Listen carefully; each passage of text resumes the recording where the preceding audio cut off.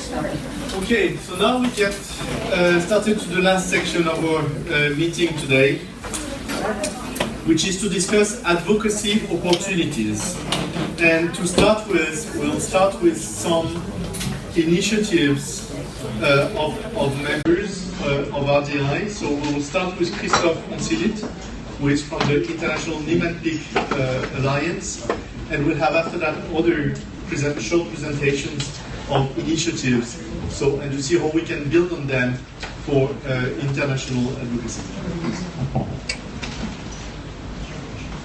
Okay, good afternoon, everybody. First, just to tell you what Niemann-Pick, I will speak about Niemann-Pick C mainly, just for you to understand it's a ultra rare lysosomal disease. Lysosome, this is in each of our cells, it's the treatment plant to get rid of substances which are no more needed in the cell.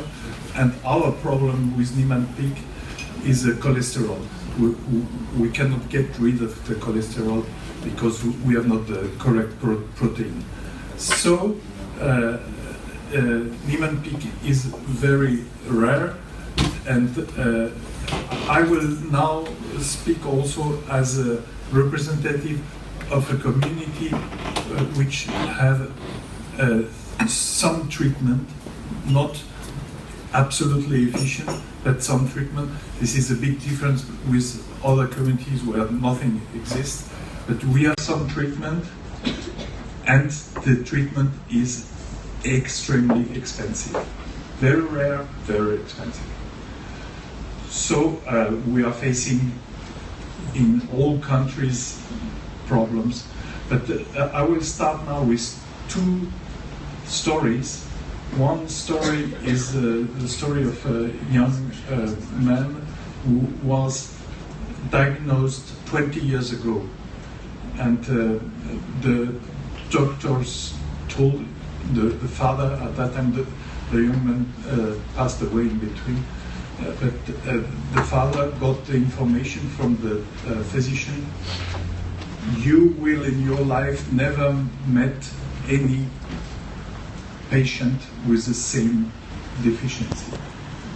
And today we are preparing at the INPDA a world register, and we are sure that we will have more than 500 or maybe more than 1,000 people registered, and the register is a patient-owned register. It's not a pharma register, it's patient-owned, and we will provide the information to anybody who needs the information. But this is some big step, and we have the real important information for the future, where we will trace in the world all patients.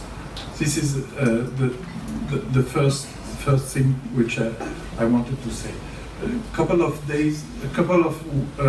years ago, INPDA was looking for increasing the number of members, and INPDA is an umbrella. We are trying to get the association to join, and we were having a contact with India, and we asked whether they would like to join, and the answer, and this is typical, the answer of India was, why to join? You have only to suggest very expensive products. No need to join. I'd say, please revise this attitude, because, okay, we are facing very expensive drugs, but there is maybe a very important communication, and drug is not the whole story, and we can do quite a lot, also not only thinking in terms of drugs. Okay, but now following our meeting, I prepared some proposals. a very simple proposal. I don't want to complicate things, but now have a look. So our idea is to have a structure, and the structure go with several layers. And the first I would like to mention is the international involvement of international organization. And exactly like epidemics are taken into consideration by WHO, the worldwide issue of rare disease should be under the umbrella of a UN organization. The WHO is probably the most adequate entity to maintain contacts with representatives of all stakeholders in the field of rare disease. But in that respect, we need all nations belonging to WHO to agree, because WHO is not just some box which is ready to do anything. It has to be financed, and of course the members of WHO have to agree. So there will be a lot of work to be done at the national level to push towards WHO. But then we think that RDI should be involved and encourage rare disease patient communities to organize themselves into international alliance. I think this is an important approach, like Deborah or Retina. I think that for the future, it is important to have as many international alliances as possible by each and every disease. And the role of RDI should be defined by mandates from the International Disease Alliance. Of course, it's very good to have a national organization, but each and every disease is so different that to really give and this is very important, the legitimization to RDI, it must come from every disease, because the requirement is not the same from one disease to the other. Now, the basic mission of RDI: rare disease belong to evolution and form part of its future. And today, patients with rare disease are often isolated. And without the political willingness, as well as national and international solidarity, they will remain isolated. So we need really to have a political willingness at the level of the globe, a global willingness to change something. And the only stakeholder in rare disease issues who is always free of conflict of interest is the patient himself. All other players, and there is many other players, will be involved at a certain stage with some political or economical consideration which may prevail.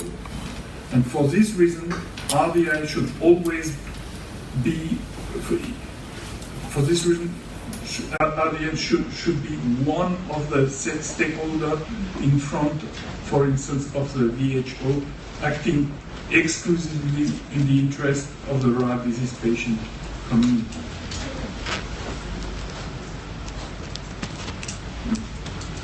Okay. So, financing will be the first priority.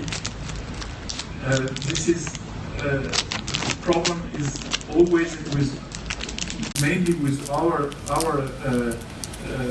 drugs is the financing. It's really something which we need to know. So there is many different aspects to take into consideration, but I will resume now.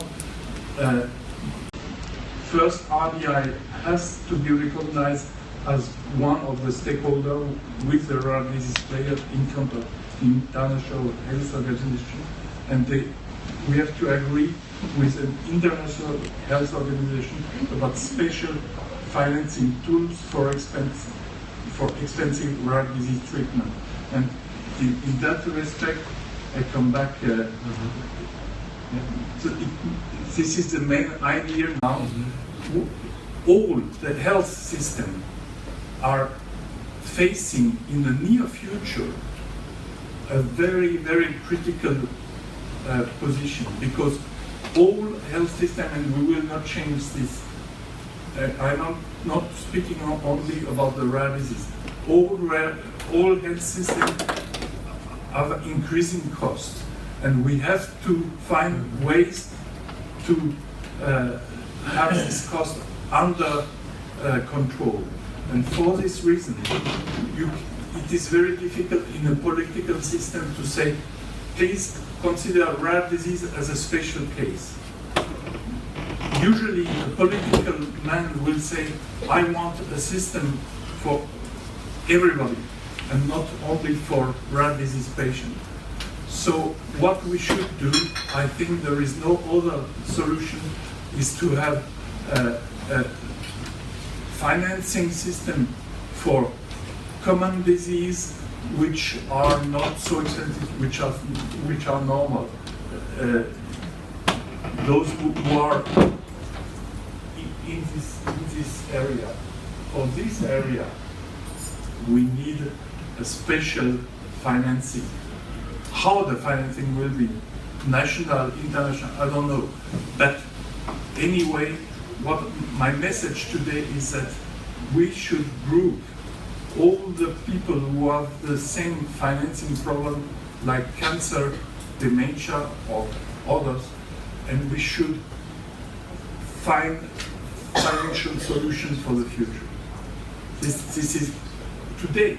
The politicians are just trying to push that away and do not look at the reality that we are not far from a crash of the health system. Not only. But Christophe, could you? Because I know that after you leaving, sorry, but I think what you are saying is shared by a lot of people, that we are close to a crash, that the current model doesn't work, and there is an issue of sustainability. But where the major issue and question is what to do in terms of solutions. So what's the proposal? Just to say that we need another system to fund expensive medicines at national level. Okay, but then when we've said that, what have we said? Well, what are you proposing? Are you suggesting to work into an international mechanism of funding? There is many solutions. There is also solutions with maybe a national reinsurance, a special tax. You can imagine very a lot of different systems, and we want to make it available for everybody. Maybe not the same system exactly, but it should be a concept which is valid for each and every country, and or which bring example for each and every country. But we know that if we want to be successful for the future, we need to change something. I don't know. I have not. So, Christophe, is your message to us here to say, okay, what you're proposing to RDI is to say maybe we should take as a priority message to say that the current model is not sustainable, and if we want to provide patient access to all the new innovations that are coming, which automatically will be at high prices, not only for rare disease but for other like cancer Not prevention, automatically. right? Maybe the result of that depends. Also, so I don't want to have a classification just by rare disease. There is some rare disease which are So innovation, that's what I'm saying, not innovation. expensive. Not expensive. There are rare diseases which are very expensive. All treatment which are very expensive, and then you can classify very clearly by the price for each and every patient. For those cases, yes. If I may go into the... Sorry, we need to be disciplined and speak in mics. If not, people don't hear. And Sorry to interfere. no. I think there's different solutions. But one of the solutions with very expensive disease, and it's not only, as you say, for rare disease. For instance, we just had the hepatitis C drug, who out of your mind in terms of price. One of the solutions is that, let's say for Europe, you bring England, Germany, Italy, France, and they discuss the price together with the firm. And since they represent something like 70 or 75% of their market, I can assure you that they're going to lower the price. So there are different solutions. The other thing is that we are at the moment where we know that the most profitable firms in the world on the stock exchange are drug firms, pharmaceuticals. You can work on that. Yeah, okay. But let's try to stay focused. Again, just as a reminder, the session of this afternoon is to try to identify some possible areas of work in advocacy.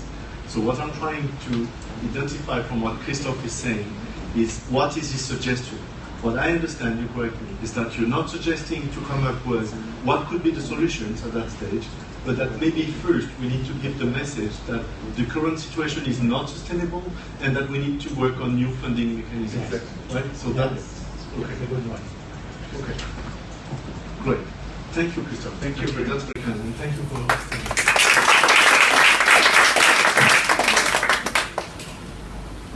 Okay, great. So now we oops, sorry, I'm not a good facilitator. Chiara. Is the next one, but Mark would like to go first. Ah, okay, so Mark. Okay, Mark Broker from the World Federation of Hemophilia. Senior Public Policy Officer, please, Mark. Thank you. So it's an honor to be here, meet with everyone. I'm just going to quickly talk about WFH advocacy work and what we have found to be one of the most important things that we do it ourselves, and we encourage all of our members to do it. So we're in 134 countries. We were founded in 1963 and 69. We were officially recognized by the WHO. That's one of those things where one of our past presidents said, it's it's a valuable thing to be able to say you've been recognized by the WHO, but don't expect much from them. We dealt with the WHO considering removing our treatment products from the essential medicines list, and again we realized it didn't really matter that much to us that we were on the list, but being taken off was outrageous, and so we lobbied to stay on, and we succeeded. And since then we've got them to add a few other coagulation products that are much more affordable than our treatment products. So our flagship healthcare development project is called GAP, Global Alliance for Progress. It was launched in 2003. And it is sort of a comprehensive approach. We pick a country where we think they have the ingredients for success, and then we look at what we called, when we started this, we called it the 5 pillars of development. So government support, delivery of care, medical and lab expertise, availability of treatment products, and a strong patient organization. And it's not that you have to have all 5 of these things for us to come in, it's that we look at what you've got and see where a country needs some support and some improvement on one of these aspects. But what we found when we wrapped up, I think, the first 5 years of the GAP program was that we had forgotten something that's essential, which is data collection and outcomes research. So we now have 6 pillars, and the idea of data collection, it's something that the WFH does. We do it to measure our own work. We also do it to look at how care is delivered around the world. But we've really seen that our members benefit from the most basic data collection. I'll say that in some countries like Canada, for example, it's the hemophilia treatment directors who do the data collection, and they do fantastic data collection. And it's supported by the government and ministries of health, and it's fabulous. But there are countries in the developing world where the patients built the registry themselves. The patient registry for bleeding disorders in Iran is very impressive, and it was completely done by the patients. In other countries, the Ministry of Health will sometimes give you some money, but it really is valuable to start collecting data, even if it's just, an Excel spreadsheet on one computer.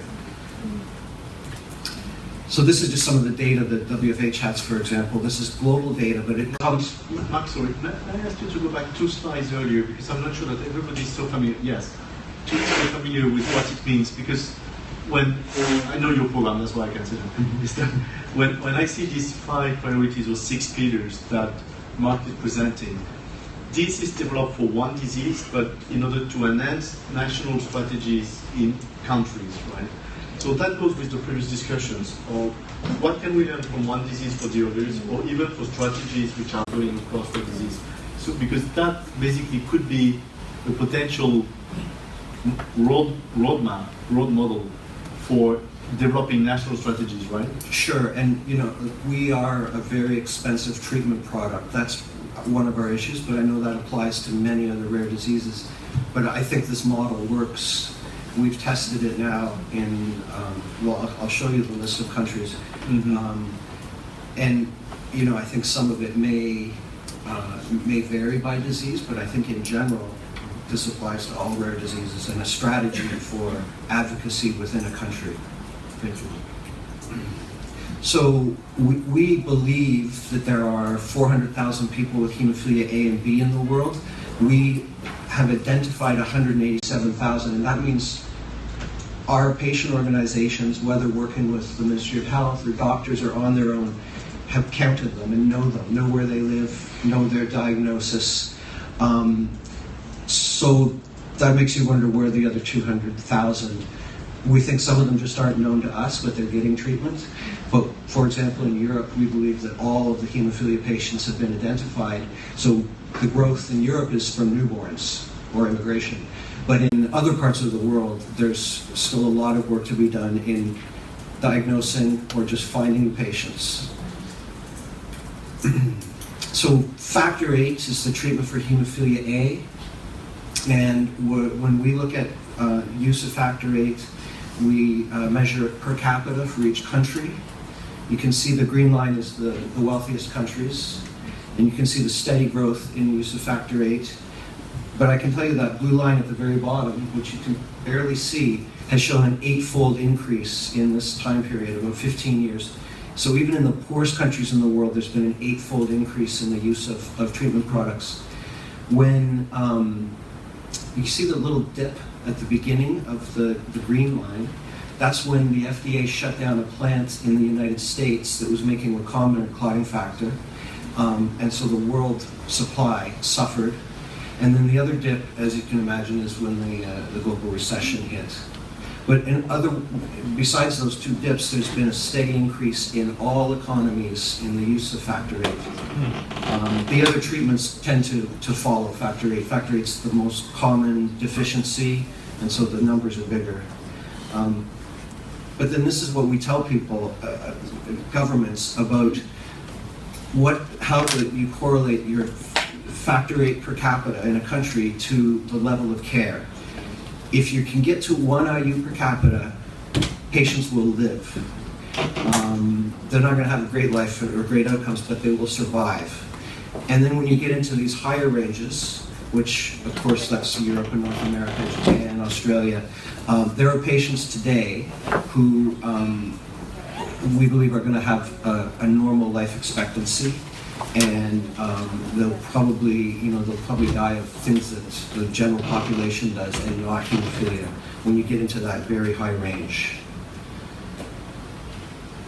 As you can imagine, the distribution of treatment products is very unequal.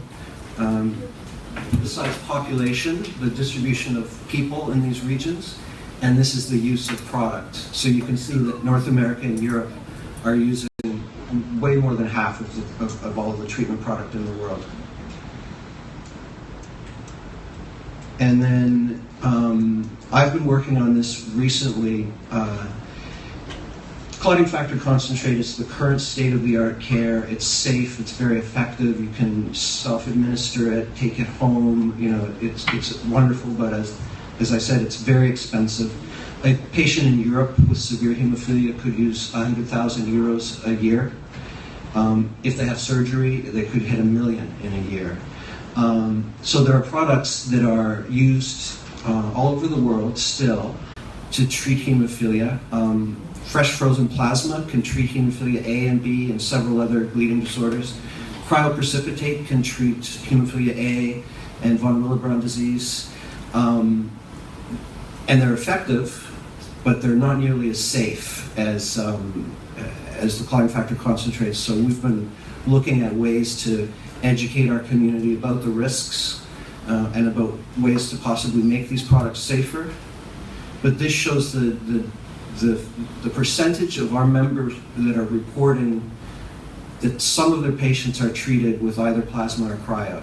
So these would be countries that do have the clotting factor concentrate, which we love, but they don't have enough, and so they're reverting to these other treatments. There's still, despite the increasing supply of the good stuff, there's still a lot of patients left behind. Okay. This is just to show the GAP program over since 2003. The blue line is how many patients we were aware of when we started, and then the red is the patients that were added during our time working in that country. So you can see increases in diagnosis. This is thousands. And then, again, we also see increases in the use of the clotting factor concentrates. One thing we've learned is that when you go into a developing country and you have treatment product, doctors start to find patients. And the other thing is that when you can get a government to commit to a certain level of care, they almost never go down. They always go up. So what happens is if we can go in and convince the Ministry of Health, you have 100 patients, this would be an appropriate level of care for your economy. We'll help you get some discounts. We'll maybe give you some free stuff to get you started if you'll commit to this level. And they do. And then 3 years later, they find that their number of patients has gone up by 50% because doctors like to treat patients. And the government's like, well, I guess we need more because we have to treat, all the patients equally. And so what happens is, when we start a program like the GAP program, when we leave, we want to have a sense that things have started in the right direction and they're going to continue to grow. And that's really what we found. Sometimes we sign a memorandum of understanding, get on a plane to fly home, the plane lands, and we found out the government's been overthrown, and it's like, oh no, start again. But generally, we've been really very successful. I'll stop there. That's the good thing about the GAP.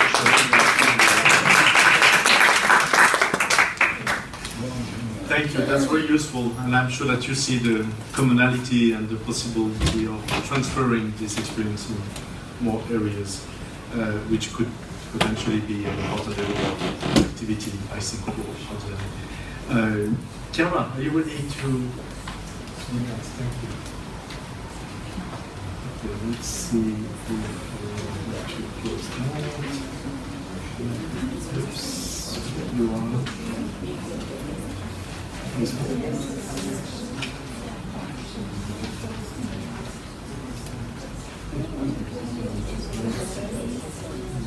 Oh, maybe you must have. Good. Good afternoon to everyone. Oh, I'm not introduced you, Chiara. Giovanna. Yes. I should have. So Chiara is from the Black Swan Foundation. She's teaming up with Olivier Menzel, which I'm sure many of you know. And as I mentioned, Black Swan was also a partner in the event in February. So it's a pleasure to be here with you. And I would like very shortly to say just a couple of words about the foundation, if the man is not going to kill me. So the foundation has permission to support research on rare and orphan diseases. It has been created by Olivier Menzel, who was a researcher, so I'm a biologist. Thank you.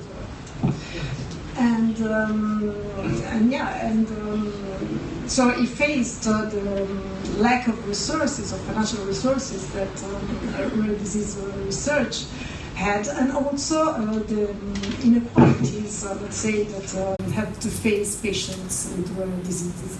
So at the beginning in 2010, the foundation started to finance some research projects, mainly in Switzerland. And then we decided to have a more sustainable use of resources, creating, let's say, tools for researchers. Basically, what we wanted to do, it was to increase collaborations among researchers and also to share knowledge among them. So in 2012, we started the first edition of the REACT Congress, which is a scientific conference. And the particularity of the REACT Congress is that the researchers do not come because of their specializations, but because they are working on a rare disease. So it helped to create many collaborations, and so we are going on. Now we are at the third edition, some advertising. The next one will be in Italy, in Bologna, in March 2018. And there is also a special session for patients that collaborate in research, so you are all invited. And since the Congress takes place every second year, we also wanted to do something that could connect researchers on a continuing basis. So that's why we started an online platform, the REACT community.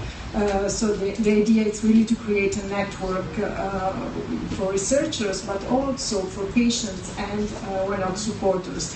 On the platform, there is also the possibility to start a crowdfunding campaign for a research project. So this is also something that can help research. But even if we support research, we try to increase collaboration, to share knowledge, there was always something missing. And since the public, we had the impression, didn't really understand why it had to engage with rare and orphan diseases and support research. And we believed that it was because rare diseases were not considered a public health priority. So that's why we decided also to engage in increasing awareness on rare diseases and in advocating for rare diseases.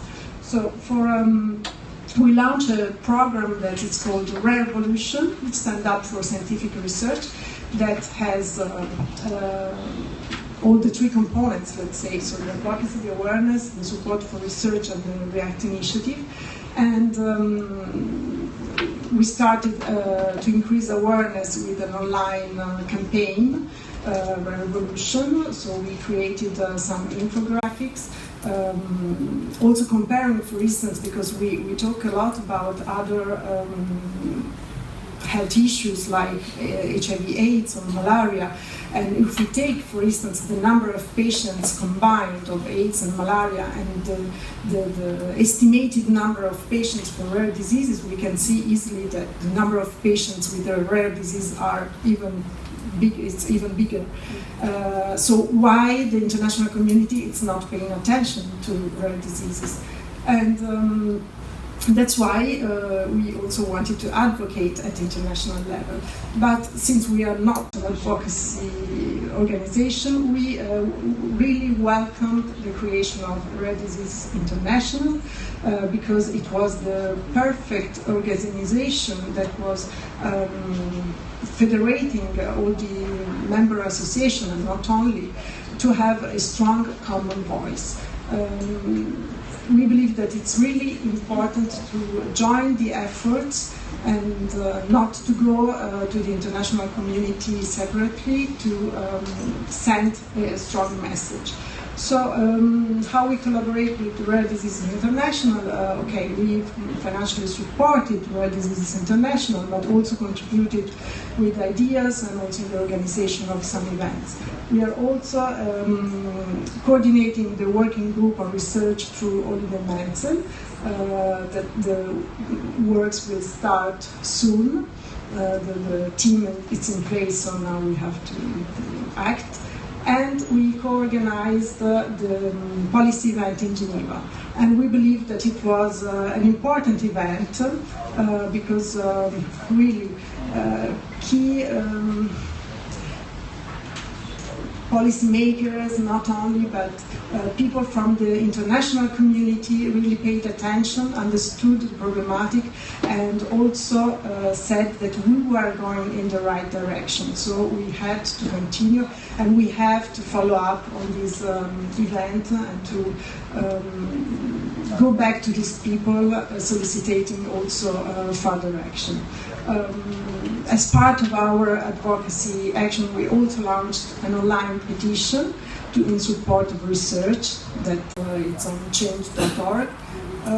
This was also a communication tool, if I can say.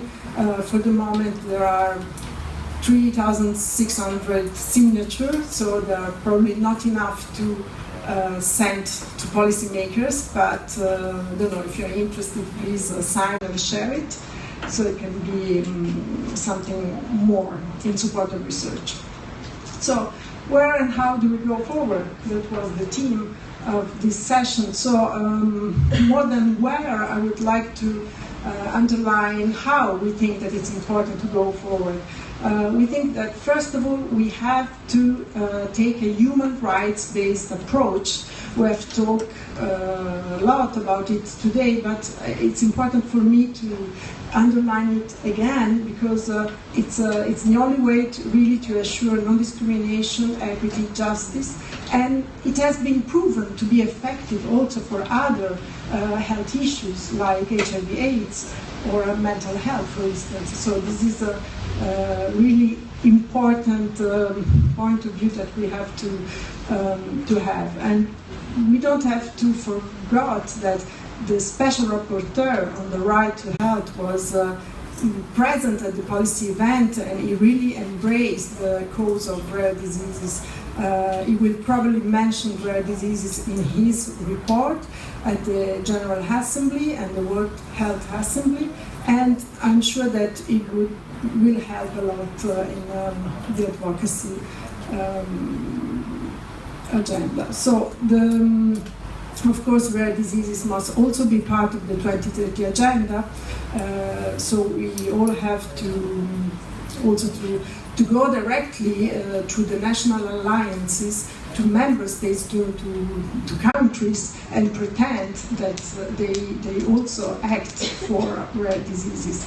Because in this way they will also make the goal, and they committed for these goals, so it's important. But just going a little bit up to the human rights, I think there is, in any case, a little bit difference between the human rights-based approach and the SDGs. because human rights are obligations for states. So it's really international law. If they are recognized rare diseases as a human rights issue, we also have more protection for rare diseases. And the Sustainable Development Goals are very important, but they are commitments. So I think everything can go together. We don't have to prioritize one over the other. And the other thing to proceed is to have a common voice. And that's, we believe it's true RDI. Because to be credible, we cannot go to the international community separated, and otherwise we are not delivering a strong message. The international community, WHO or the UN or other agency, they want one organization or even more, but united. So I think this is also important. So where, in the sense, what we can do, what can be the next steps? Of course, we had the chance to have a commitment from the new elected Director General of the WHO. So for sure we have to work on it, and since he wrote that he's interested in supporting the cause of rare diseases, we have to go back to him and say, okay, so now we can work together. And then for us, of course, we are an organization that supports research. So for us, the most important also thing, and also to surf the wave, in a way, the momentum that there is on innovation. We strongly believe that innovation, research, and also access should be important themes to focus on. So I think we can also learn from others, so how others make their health problems a priority, because for instance, I was working before for mental health when mental health was not considered a lot by the WHO, and now there is more and more, a lot of problems still, but it's uncomparable to 5 or 10 years ago. So we can also watch and see what others have done. And then, of course, a UN resolution would be very welcome, because when we have a UN resolution, it is also easier than to have a consensus and to have attention, if you can say. So these are just a few ideas. I'm here if you have questions after, and thank you very much. Thank you, Clara. With that, what I will ask is, in fact, to ask to Christophe, to Clara, and to Mark to join here the panel, and I will invite at the same time Angela and Luciana to join also here. What I will do is that, as you've spoken already, you have no slides, I guess, right? So it's just that you will speak for a few minutes from the panel to say if there is any specific message, and the same for Luciana. So that if you, so please make yourself comfortable.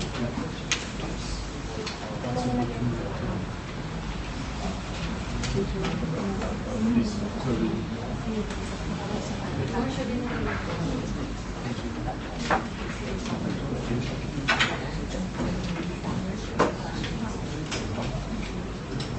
Okay, we'll find. Thank you.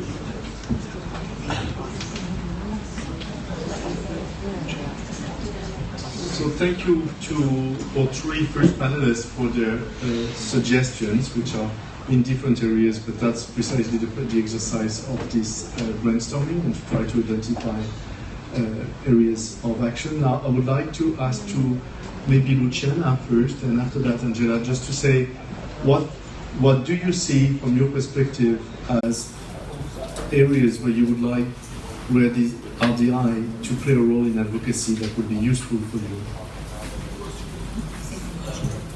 Bueno, yo voy a plantear un desafío para todos, porque voy a hablar en español, mi idioma. Por eso le pedí a Paloma que haga de traductora. Esta es una realidad de Latinoamérica. La mayoría de los países, salvo Brasil, hablamos en español. y cuando estamos trabajando en esto el tiempo es corto, con lo cual también es un gran desafío para todos entendernos y entonces he decidido plantear este desafío porque en una mesa internacional entiendo que esto nos pasa a muchos y entonces quería dejarlo plasmado. Okay, she says that she decided to give us a challenge to all of us who speak Spanish because this is her challenge as a Latin American. In Latin America, every country except for Brazil speaks Spanish, and so she knows it's a challenge, but she really wants to communicate, and she prefers to do it in Spanish. Bueno, más allá del idioma, que es el primer desafío, el otro gran desafío que tenemos en la región de Latinoamérica es el tema de las prevalencias. Estas enfermedades a nivel global, uno puede hablar como un nombre determinado, rare disease, enfermedades poco frecuentes, le queremos llamar nosotros en nuestro país, en Latinoamérica, en Argentina puntualmente. Y el tema de las prevalencias es el primer también desafío grande que tenemos para poder decir cuáles son esas enfermedades que son parte de este conjunto para que sean reconocidos por la normativa local y también a nivel internacional. So the big challenge in Argentina is the prevalence, the definition of rare diseases. They don't have one, and they need to have one in order to know how big the problem is of rare diseases, which ones are rare and which ones are not. And so this is the biggest challenge for them right now, and this is what they're trying to find solutions to. Un poco la propuesta que nosotros traemos para Rare Disease es esta, la segunda propuesta. Primero es el tema del idioma, la segunda es el tema de que nos ayuden a poder instalar como mensaje a nivel mundial que cada región tiene su propia prevalencia y que es importante trabajar sobre esto para que cada región realmente pueda identificar cuál es ese conjunto de enfermedades raras o enfermedades poco frecuentes. Yo recién leía en el manual que nos dio Irán que está incluido celiaquía, y la celiaquía en Argentina no es una enfermedad poco frecuente. Yes, she says that prevalence should be defined by regions, at the regional level, because it's obvious that it's different from region to region. For example, she read in the state-of-the-art the little survey that we run with, you have in your folders. Iran considers disease, celiaquía, as a rare disease, but in Argentina it's not considered a rare disease. El otro punto muy importante que es para la región es todo lo que tiene que ver con la información y orientación al resto de la comunidad que no esté representada en nuestra, por lo menos nosotros somos una federación que reúne a 63 organizaciones representando alrededor de 400 enfermedades, pero todos sabemos que el universo de enfermedades es mucho más amplio, entonces ¿qué respuesta bajo la evidencia científica y el rigor científico uno como federación puede dar soporte tanto a la ciudadanía como al propio Estado? So, FADEPOF, the Argentina Federation, is a group of 36 rare disease organizations, and these represent more than 400 diseases. ¿Qué querías decirnos? No, entonces el tema de la orientación sobre la información científica para poder dar a la comunidad de pacientes, incluso que pueda brindar soporte a las consultas que la Federación recibe. And so they give a lot of information and support to a larger number beyond the 36 organizations. Ese es otro de los trabajos que nosotros creemos que esta plataforma internacional nos puede dar soporte para ver de dónde sacar esas fuentes de información que sean realmente fieles para poder brindarlas y ponerlas a disposición del sistema público. Yes, what they're looking for with international, what is international as well, is to learn from others as to how to give this support and information. So, what in Spain, for example, we call service of orientation and information. How they do it in other countries so that they can actually give this support and information to their own patients.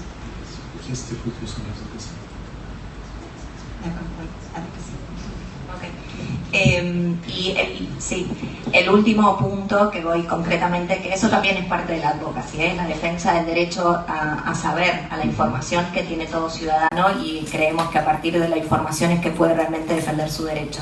Sin información, sin entender qué es lo que le está pasando, poco podrá hacer por su defensa y su acceso sobre todo a derecho. Yeah, for them the first step is information. Without that, they have absolutely no way of defending their rights. Voy con el último punto, es que lo que vemos como una gran oportunidad a partir de esta plataforma internacional es todo lo que tiene que ver con el planteo a nivel organizaciones mundiales, la Organización Mundial de la Salud, con lo que tiene que ver con el acceso universal a la salud. Por definición se incluye y siempre uno se refiere a los medicamentos esenciales. En muchos de nuestros casos los medicamentos son especiales, lo que también conocemos como alto costo, con lo cual es importante que desde la Organización Mundial de la Salud se pueda plantear que las enfermedades poco frecuentes o las enfermedades raras tienen a veces este tipo de medicamentos y que es necesario conversar sobre ellos.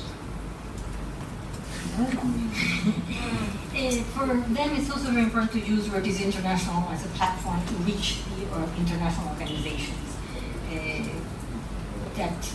Medicamentos especiales con respecto a lo que son los medicamentos esenciales. So that special medicine as opposed to essential medicines. So, el punto que quiere que incluya los medicamentos esenciales que se pueda dentro de la cobertura universal de salud. So that special medicines are included in the universal health coverage. Y por último, lo que tiene que ver con esta defensa de la evaluación de las nuevas tecnologías, que las enfermedades poco frecuentes a nivel mundial existen lo que son las guías clínicas de manejo y tratamiento que tienen los consensos internacionales. Cada país podrá tener o no la inclusión de la cobertura de estos medicamentos, pero sí es necesario que se acepte a nivel mundial que cada patología se trata con un grupo de medicamentos especiales y que hay que respetarlos. So she says that there should be special protocols for each medicine and that they have to be treated differently by treatment.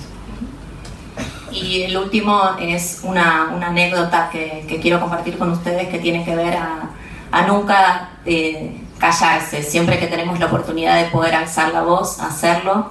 Nosotros hemos tenido una muy buena práctica. Íbamos tras poder darle al Papa un pedido para la Argentina y para la región de que atienda este universo de patologías. Y gracias a que no me callé, tuve la oportunidad de ser invitada a una audiencia pública. En realidad una audiencia privada con el Papa y poder hacer ese pedido para toda la región de modo presencial. Y eso fue gracias a no callar y siempre tener una oportunidad más. And she thinks that we should never shut up, never stop talking about this issue. For example, because she's always talking about it and going to conferences, she actually had the opportunity to have a special audience with the Pope. So she was in Rome recently and was able to relay the message of rare disease patients to the Pope himself. Y entonces la propuesta Rare Disease Internacional es que todos juntos pidamos para el próximo 28 de febrero una audiencia privada con el Santo Padre para poder plantear que nos ayude con todo lo que tiene que ver en estas políticas públicas. So her very concrete proposal is that the next Rare Disease Day we ask for a special audience with the Pope so that rare diseases are recognized as well at that level. Thank you. And by the way, the Rare Disease Day has been blessed by the Pope every year in the last, more than that, in the last years several times. But there is all the other religions, although it's sometimes less easy to identify who to speak to, because there are more community-led. So thank you for these different contributions. So if I can wrap up from the previous speakers, I think we get the message from Christophe, you correct me, let's not wait to develop all the possible solutions. First, there is already something we can say, which is the challenge that we are faced with, and that the current model is not sustainable because of the price, because of the affordability and the sustainability issue, and that we're calling the stakeholders to think of a new approach, new economic model and financing system. Is that? I think one important message is that we will not succeed just by letting the economic system, the offer and demand work. We have to have the politic to fix also the targets and to influence the decisions and to make sure that in our case there will be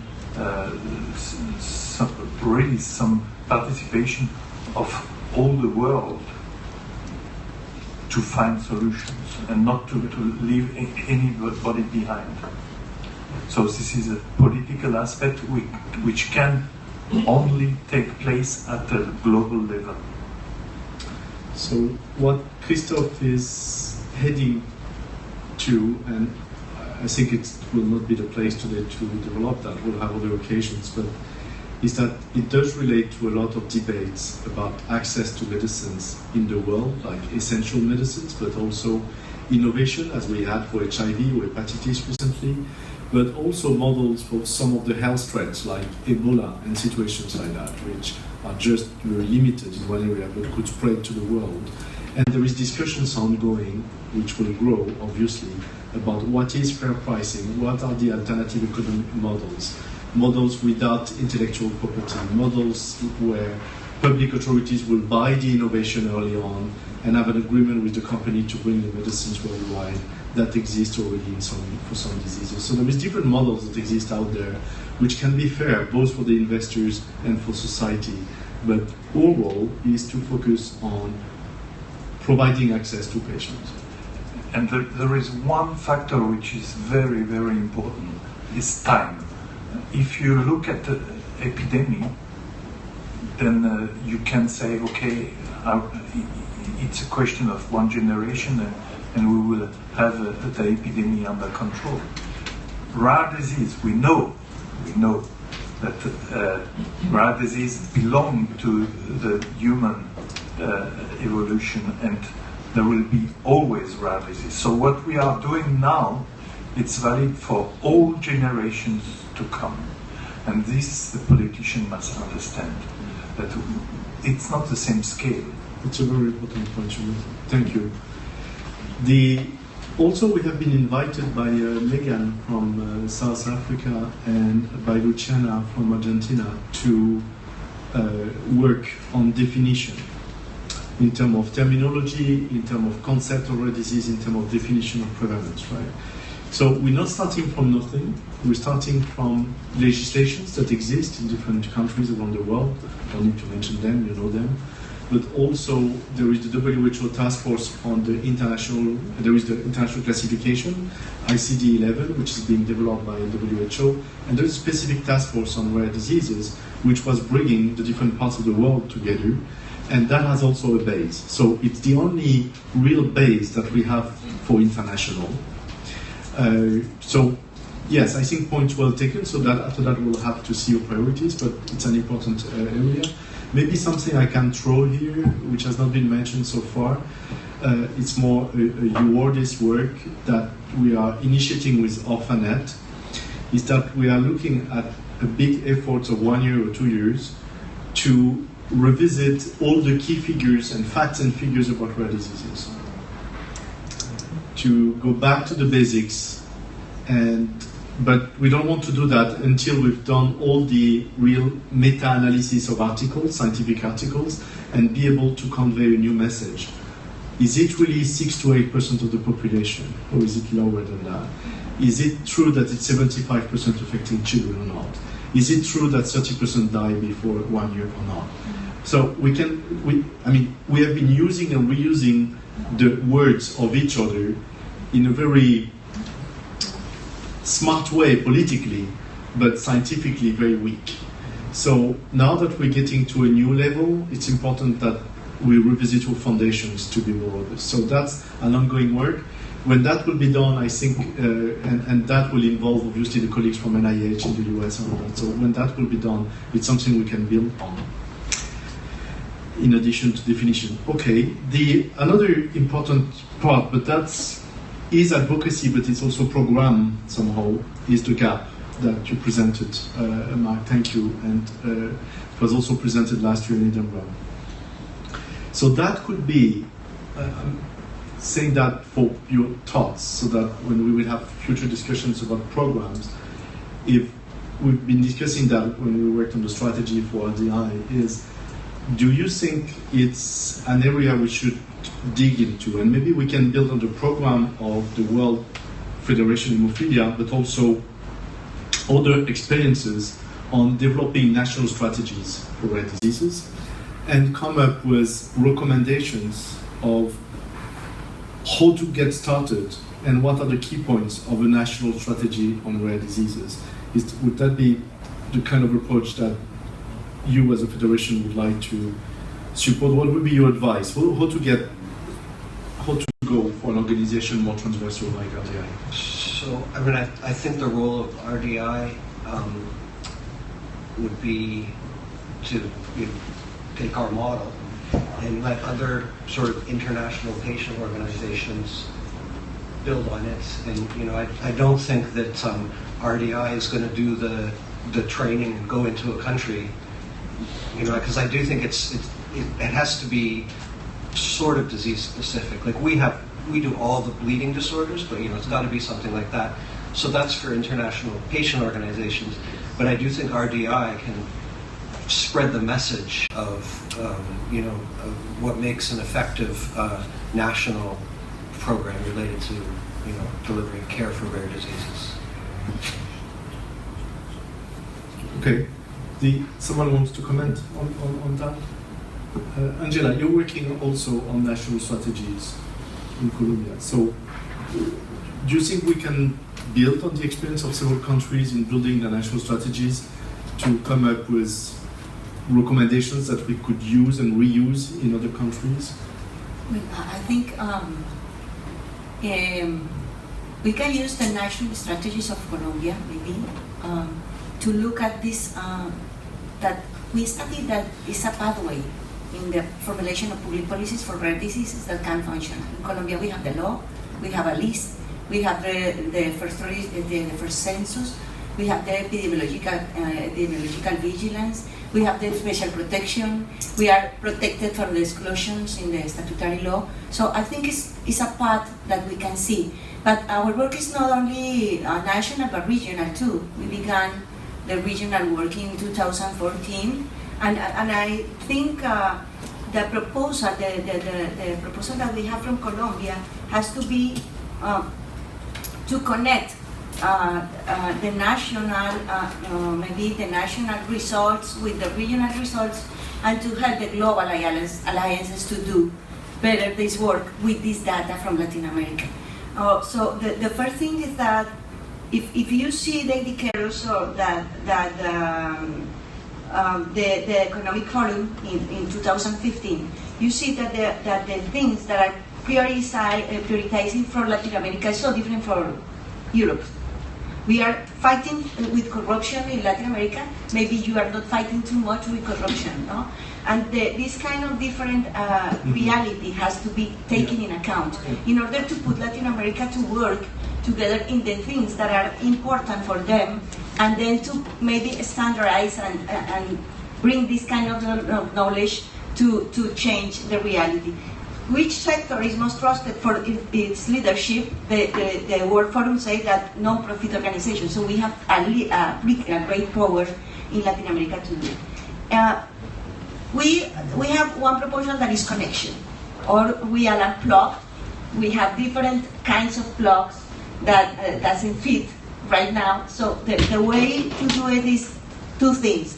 The first one, we have a leadership group committed with make that Latin America goals over a platform to work together in order to maintain us connected through one thing that is a community of practice in public policies for rare diseases for Latin America.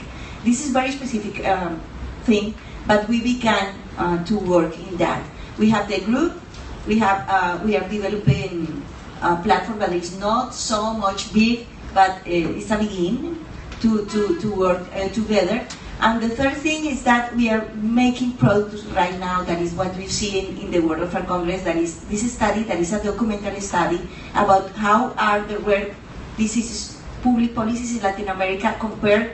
These public policies make make put them a classification. Right. So if I can build on that, because that was also based on what was presented by Safia and Vicky earlier today. And we what you're take saying. these studies. Yeah. So this is an area clearly for RDI of collecting data and building on what is being collected also in Hong Kong, what KP mentioned, and other studies like that regional, and maybe share that, because the methodology can be used by the others, that's one. But also we can use this information to develop the language of our collective advocacy at international level, Yeah. right? Yeah. Okay. And only to finish is that we have the platform that is called recorrer. In Spanish, it means that in Spanish means someone that goes from one side to another, maybe overseas, to look for an answer. Recorrer is a net that can be a platform where the people can put, the alliances can put inside, the projects can put inside, the people can put inside, in order to have some communities working in specific issues that are important for Latin America. Okay, now I want to wrap up with just not to make decisions or anything, but just to build on. Thank you, Christophe. I know you have your plane to take in Gerard too. Is through the day, you have been mentioning several of your different topics that I just want to wrap up now as for consideration in the future. Several of you mentioned newborn screening as clearly an important area, because we see that you are working on it in many countries or regions, and there is major differences. What's the rationale for Canada to go from 2 to 6 disease to 22 and maybe more? The same in Netherlands, and the same in, I don't remember which country it was, but it's Taiwan, or I don't remember which one, I think, where it's highly developed. And whether it's in Romania or in Colombia, you will have only a few diseases which are being screened. So newborn screening may be an area. Registries, I think a lot of you mentioned registries as an area, so it seems that here we already have different position papers existing from our different groups, so that's a base on which we can build. I also heard today the centers of expertise, what is multidisciplinary, what is the center of expertise, what is the networking. So maybe there is something here that we can work based on what exists, which can be reused. And I heard also from Luciana the right to information, which is mentioned in the declaration also of rare diseases as an international priority, and maybe that's something we can dig more. And the last thing I have noted is universal health coverage and rare disease. What does it mean for rare disease? How do we interpret and what we ask? Because then, so with that, because we're getting close to our 6 p.m. end of the session, I would like to highlight the next steps on the work on advocacy. Because we're gonna get back to you, obviously, in the coming weeks and months. We now will have to develop the committee of advocacy. So there is a call that Paloma will send, right, pretty soon after that. It's going to be the next action. So inviting the one who wants to join that. So we know that your audience will be part of it, Nord will be part. You have accepted, if I'm correct, for the World Health Federation. There is also Spina Bifida. So there is already a few of us who have some strong experience. So if you want to join that, then we're going to have a stronger group. In parallel to that, we will have an intern for 1 month in June, July, who will look at the website of each of you as much as we can understand the language. If not, we will send an email to ask you in order to identify the key topics on which you have already made a position paper or taken a position, or the one that seems to be hot topics for you. And we will do a quick mapping to see what is essential. Using that, using what we have exchanged today, using what has been said already in February in Geneva and in New York in November, using all that, then we'll try to come up with some priorities. In parallel, and I can see that Clara is taking plenty of notes, she already sees what the summer looks like. In parallel, we will try to develop with the advocacy committee, I will support that, to try to come up with criteria. Because one of the risks that we have, there is so many things to do that we're going to get lost, or when we decide to do something, there will always be some members saying, oh, but that's not the most important thing. I had another one more important. Okay. So it will be good to come up with some criteria. We have that experience already, so we'll propose them to include things like, is it a topic which is specific to rare disease? Yes or no? Is it really a topic which is an issue which is common to many countries around the world? Yes or no? Do we have the capacities to work on it? Yes or no? Who has the capacity to work on it among our members? Do we have people, volunteers? Because we can try to do position paper on something, but if nobody is ready to work on it, forget it.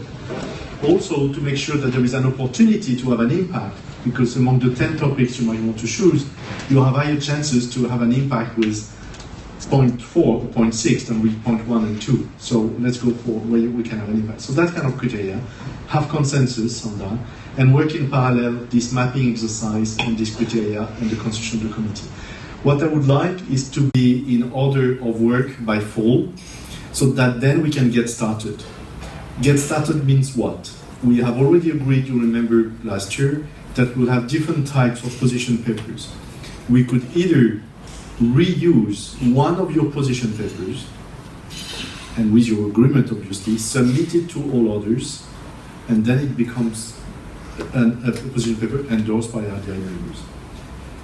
Second option, we can have one which has been developed by several of us, and then submit it to the group. One good example is the undiagnosed, for instance. That was already involving several members of RDI, so that was an easy goal.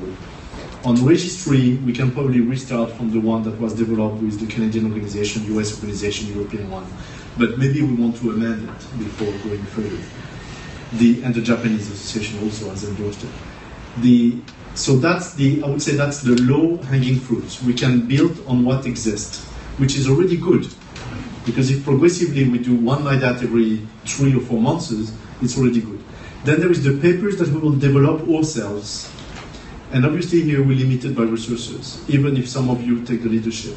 So we need to make strong priority. If we are able to produce 2 per year, it will already be a good work. 5 years from now, it means take 10 strong positions on key topics. That would be already very good. Particularly that at the same time, remember that we'll be working on the draft of the resolution. So at some point, we can get back to you in June, July to ask you questions about your priorities. So please watch for that and answer. Second, we'll share with you the analysis, and we will have a webinar sometime right after the summer, I would say in September, to review these criteria and these priorities. That's the plan. Okay? Does that sound okay? Good? Mrs. Chair, you happy with that? Then I let you conclude. Thanks to our panelists. Thank you very much for all your contributions. Thank you. And say feedback to the one from the panel. So we're just doing a very, very quick wrap-up in terms of thanking everybody for your very, very, I think, lively participation, and certainly for sharing all of the expertise that you've had. I think if we achieve 1/10 of all the things that we've put forth, we would be doing very well. So maybe we need to, as I think Jan has identified, look at one of the things that we can do that would be very, very useful in terms of the short term. So following this, we are closing off the program. So again, many thanks for everybody for their for coming. There are a number of things that are happening. The Rare Connect, there is a session from 6 to 7, so hopefully those of you who are interested in looking and learning a bit more about Rare Connect as a platform, as a disease-specific platform, but also as a communications platform, you're welcome to remain with us. We will be having some transitions in Rare Connect in terms of the near future, and I think there will be an opportunity for us also to look at how we're going to be able to use it in many different ways. Just to say quickly then, there is an ICORD RDI Chinese court meeting that will be taking place in Beijing, I think from the 7th to the 10th or 11th of September. And there are some people that have already been identified as indicating interest. I will have to say very honestly, from an RDI perspective, we probably will have zero to very limited resources in terms of being able to support travel there. So I think CORD has identified some funds that it may make available, but we are going to be very limited in terms of what we can do in terms of supporting that. We do note that next year there will be the European Congress of Rare Diseases, and we may choose to also have RDI, as we did 2 years ago at Edinburgh, to have our meeting in parallel with them. That may be the opportunity. It's obviously a great conference for everybody. October this year, NORD is actually hosting their Breakthrough Summit, and hopefully there will be the opportunity to do more expanded in terms of rare diseases at that summit as well. And again, I think certainly those of you who can travel to the US and are brave enough to kind of come in, I think this will be a great opportunity to network again. And definitely we will look forward to how we can continue to communicate with all of you as we move forward.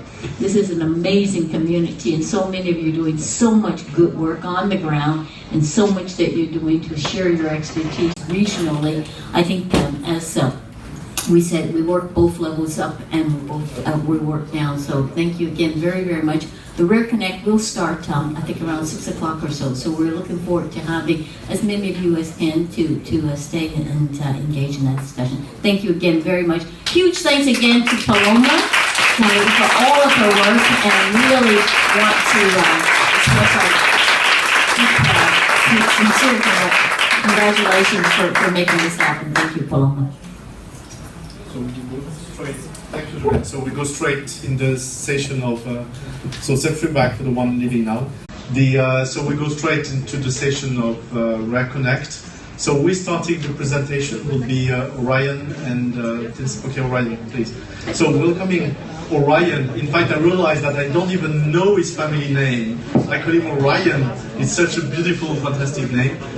He's from Sea Kids Hospital, Toronto, in Canada. And teaming up with Mike Buckner, which you will hear in a moment, presenting the new platform. Do you want to give me 5 minutes? You want 5 minutes? You sure? Okay, you want 5 minutes. Okay, they want 5 minutes. Okay, 5 minutes. But it's a real 5 minutes, so 6, let's say 10 minutes. 6 or 5, we come back. Thank you.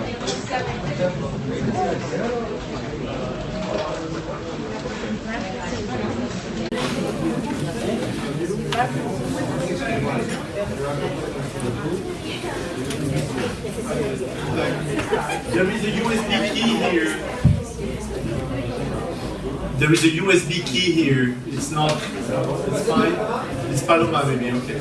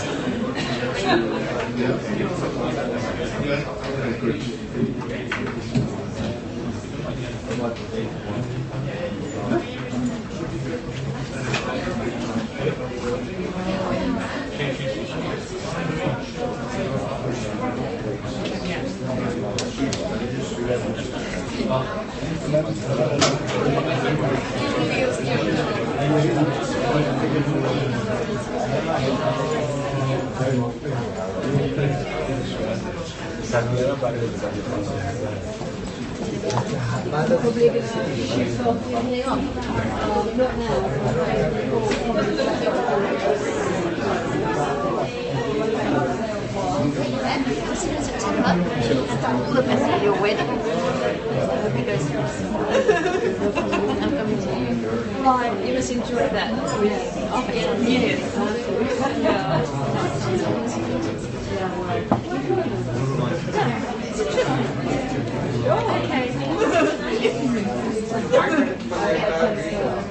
Then I will see you tomorrow. No, I'm done. But I will see you again.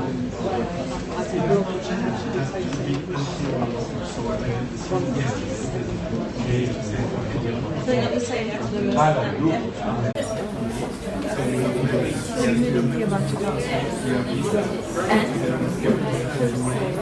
well that's good.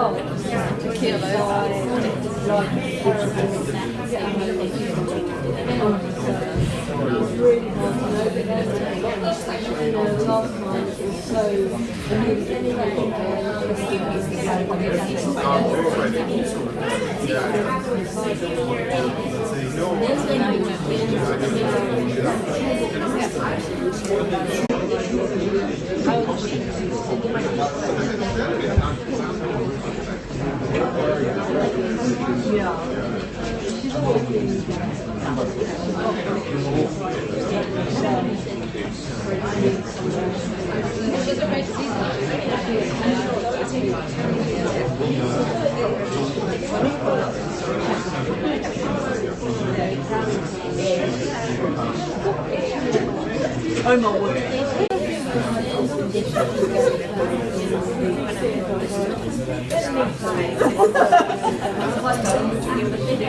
Oh my god.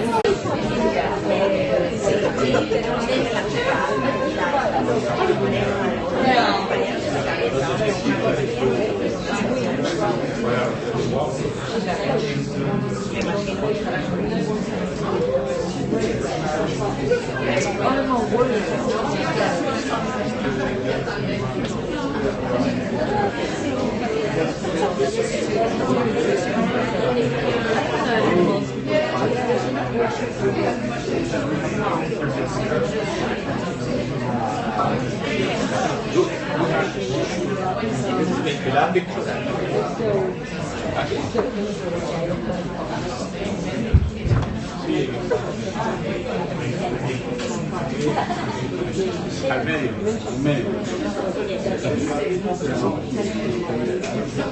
Y tenemos a de acá ahora sí.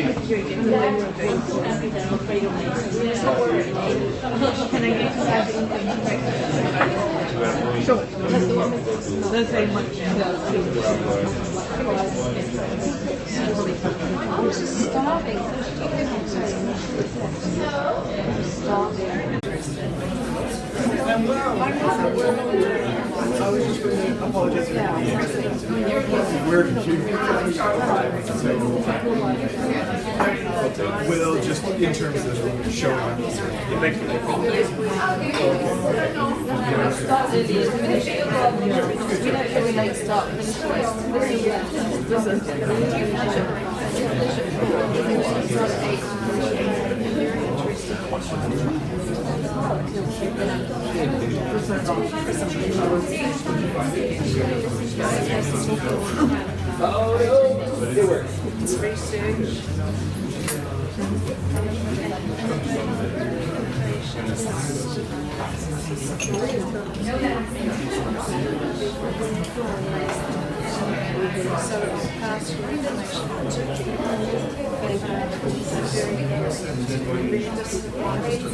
Yo creo que no, Alfredo, ¿no?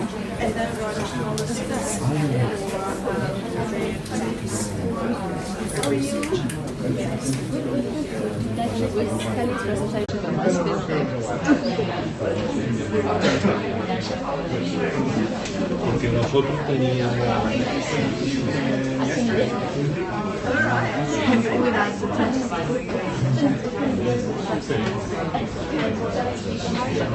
must be several big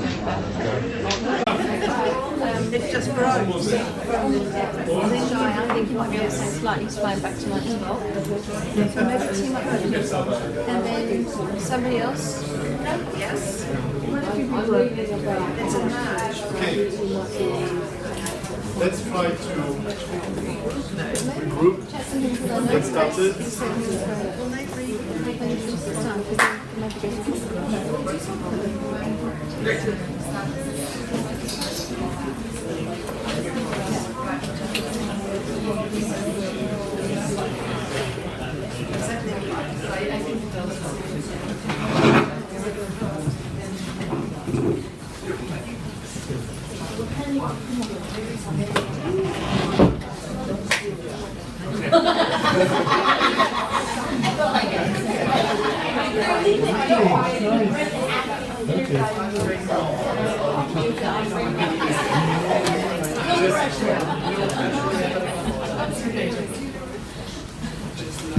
Do you want me to start now? Or are there people who will come in? Sure. Okay.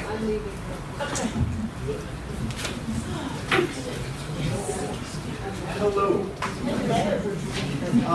My name is Orion Buskey. I'm here on behalf of the Hospital for Sick Children in Toronto, Canada. So, and along with Mike and Dennis, have been working on a platform for people with rare diagnosed diseases called Rare Connect. And I want to talk to you a little bit about the work that we've been doing with that, and some of the other work that we've been doing specifically within Mike's group at the Hospital for Sick Children that we think you might be interested in. And this motivates some of what I'll be presenting with Rare Connect. Let me put these back and try to avoid wildly swinging my hand to gesticulate. So, okay, great. So the work that we've been doing in the lab has really sort of progressed and evolved over the last several years. So I'll be presenting very briefly just a few of these different projects that we've been building in this group. So starting with phenotypes, which is really about building a tool for clinical or research data capture. So helping doctors and researchers describe their patients and integrating tools to help them care for and research rare diseases. Going into Phenome Central, which is our matchmaking portal. It's one site out there on the internet that clinicians and researchers can share de-identified patient data with other clinicians and researchers on, so that they can find other doctors who are interested in, who have similar cases, so they can build cohorts, study these conditions, and ultimately lead to diagnosing a lot of these genetic conditions. From there, I'll talk a little bit about the Matchmaker Exchange, where we built a network of these different databases and connected them together to try to help find even more cohorts of rare disease cases, and then really talking about Rare Connect and the work that we've been doing to have a patient-facing portal and have bring patient advocacy organizations into the loop and really provide support for the individuals who ultimately we're all trying to care for. So I want to start by motivating this by talking a little bit about detailed phenotyping, what we call detailed phenotyping, which is really collecting detailed, specific health information about symptoms and clinical signs from patients. And we think that this is really, really important because it helps distinguish between similar but ultimately different diseases. It helps really guide the investigation into the genetic causes of a lot of these conditions. So a lot of the work that we do at Sick Kids involves sequencing and trying to figure out the genetic causes of rare diseases. And having this phenotypic information is really, really important for figuring out which genes are most likely to be related to a person's condition if it's never been seen before. It also helps us understand sort of the progression and diversity of the way that particular rare diseases can manifest, that they can some diseases have a lot of different symptoms that might or might not be there, and other diseases might be more sort of common in their presentation over time. But ultimately, everything that we do hinges on the belief that this information that's being collected needs to be computable. So we're computer scientists, and we want to build tools that help people analyze this data and try to derive meaning from it, and we need computers to do it because there's so much data. So the data that we're collecting, we want to be able to understand using the tools that we build, and we want it to be shareable, because especially for rare diseases, people have to come together, researchers, clinicians, patients, to get this data to places where it needs to go so that the necessary relationships can be built and these conditions can be better understood and better cared for. So I want to start by talking about phenotypes.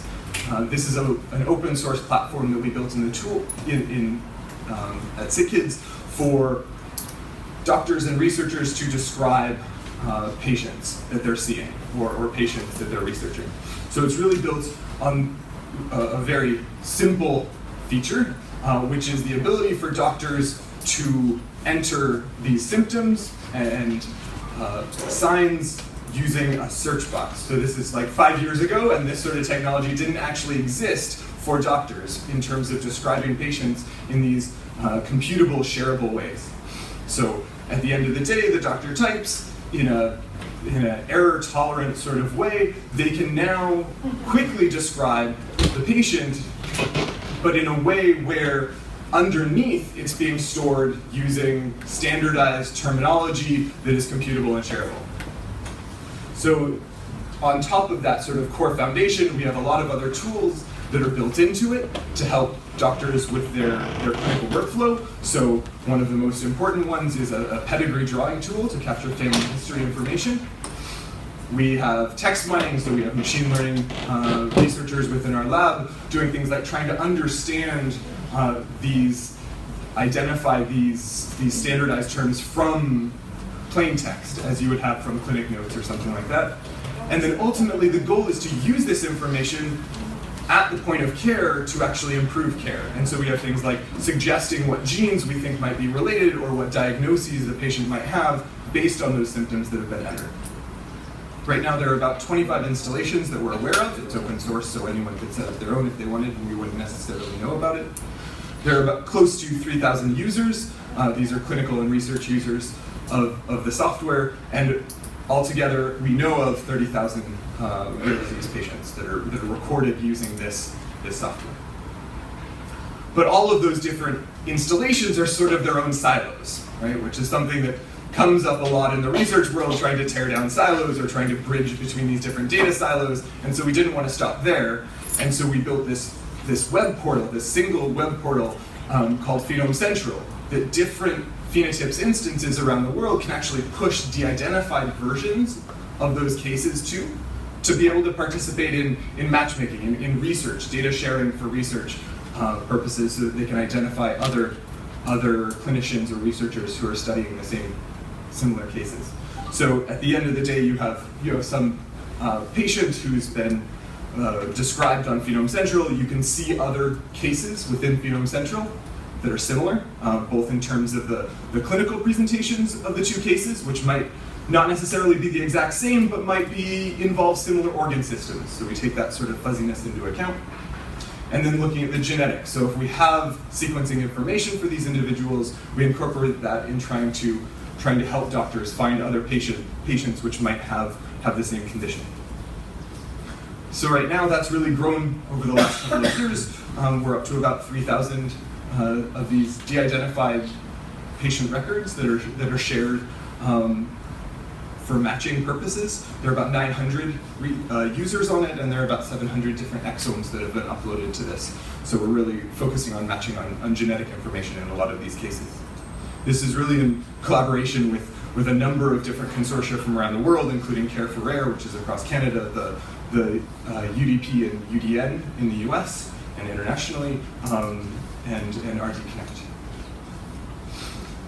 So we were not the only group who was trying to do matchmaking, and the only group that was trying to pool these cases to try to find cohorts of patients with rare diseases for research and to identify new novel disease genes. So there was another group actually out of Johns Hopkins that started at about the same time as Phenome Central. It's called Gene Matcher, and it really focuses on you enter a gene, you find out about other people who are interested in the same gene. And because a lot of the work that we're trying to do is bridging silos, we saw silos. And so we started an organization called the Matchmaker Exchange, which was really designed to be an umbrella over all of these different organizations that are going to set up, and we expected more of them to be created over time, and allow them to basically build the infrastructure to share data between them, to again help identify similar cases that different clinicians or researchers from around the world might have in order to identify cohorts and find, I guess, novel disease genes and things like that. So after a bit of work, we pulled together a number of different stakeholders and then ended up with 7 different organizations that are already connected using an API to share data between these different databases. It really spans organizations from around the world. So we've got broad support for this project, and it's really been growing. We have about 30,000 different patients that are represented across these systems. There are about 500 or so cases that get shared every week on this between these different databases, and so far we have about 16 documented successes. So what I mean by that are basically papers that are published or in press where they've said, this is a novel disease gene or a expansion of our understanding of a particular rare disease, that it goes beyond what was known before. 2 recent examples were really understanding TRIC1 and XTL3. These are both matches that came out of connections between our Phenome Central platform and the Gene Matcher platform at Johns Hopkins. So really trying to do international data sharing for rare diseases to try to find novel disease genes. So I want to, I guess, go from there to talk about where do researchers get all of this great phenotype data that is enabling this new form of research and better understanding into the rare disease genetics. So a lot of it we get from 2 hours or so from a visit to a genetics clinic with a genetic counselor or a geneticist. In particular cases, if the normal patterns of care don't result in a diagnosis, you might go to an undiagnosed clinic. The UD, the Undiagnosed Disease Program, might fly you to Bethesda, and you'd spend a week there getting fully interrogated and having everything be documented in a full body system workup over about a week. And we really think that this pales in comparison to the 6 or so years that a rare disease patient might go without getting a diagnosis, and sort of dealing with on a daily basis their symptoms and their experience with that condition, and looking for answers on Google, on a platform like RareConnect, for example. And so we thought it was important to incorporate that information into this research and clinical world, and ultimately to use it to help patients and participants and families understand and deal with their conditions. So a motivating example that Dr. Han and many others might be familiar with is that of Ian Stegman, who's one of our fellow Canadians who went through exactly that experience. I think it took him about 25 years to end up getting diagnosed with Muckle-Wells syndrome after having rash symptoms and various sort of things that were hard for the healthcare system to pin down as being a related condition, because they deal with different body systems and things like that, which our healthcare systems aren't necessarily good at dealing with all of the different specialists that you get bounced between. I think he got bounced between about 25 is the number that I think I last heard from him. So a lot of time and a lot of effort and a lot of his life was spent looking for answers, and eventually he found it on his own with the internet. So I think we're trying to acknowledge that and see how we can improve the resources that are available for patients on the internet and help them find answers and support. So I guess with that, we have an acknowledgement that rare diseases really are an international challenge, and so we wanted to build or be involved in an international platform that is able to connect people across borders, which is incredibly important, and allow people to find information across different languages, which is critical, especially for rare diseases where there might not be information or good information in your native language, and there might not be anyone else in your country with the same rare disease that you're able to find. So what is Rare Connect? Rare Connect is a platform that Dennis and Eurordis started about, 7 or 8 years ago, back in I think 2009, and has really been a huge effort for building rare disease communities globally. So after those years, they've built up 100 global communities for different rare diseases. They've brought on the support and partnership of about 780 different advocacy organizations, which have volunteered about 300 moderators to help manage these communities and keep the information valuable and accurate for people. There are about 30,000 members that have joined Rare Connect up to this point. So this is people from across different symptoms, people who are diagnosed, people who are undiagnosed, people from all around the world who are using this platform to find support and information. It's translated into 8 languages right now, and those all of the posts and testimonials can get translated into those languages both automatically through Google and through manual translations that can be asked for and then go out through translation networks. So that's what Rare Connect has been right now, and that is the Rare Connect that Dennis and his team have managed to build up over the last many years. When we started getting involved in this project, we sort of saw an expanded vision for Rare Connect, which is, biased by the lens that we're coming from at Sick Kids of saying, okay, this is amazing. How can we build on this to really connect Rare Connect, put it at the center of both support for patients and families, but also integrate it to the clinic to help actual patient care. We're at Sick Kids, and to enable research. So we're a research lab at the end of the day, and we see the value in a lot of this information, both for researchers as well as for patients. And so I think we've been building tools for doctors and researchers, and there's a large stakeholder group that's left out of that, and we want to provide value to the patient and patient advocacy community with the tools that we're building, and this is one way of doing it. So I guess there are three main branches that I want to talk briefly about with our new vision for Rare Connect. The first is building and continuing to build these communities. The second is going into a little bit of detail about the sort of data that we want to collect and how we want to collect it. And then the third is talking a little bit about the translation of that information, because rather than just putting data into a black box, we want to actually use that data to improve care and understanding of rare diseases. So we have worked with Eurordis and Rare Connect to redesign the site really from the bottom up. So it's on new web technologies, it's mobile friendly, it's API based, all of these buzzwords. But really we've tried to redesign it around an online community that we think is more consistent with what people would expect from an online community. So there are all of the different communities. These, of course, exist in all of the different languages.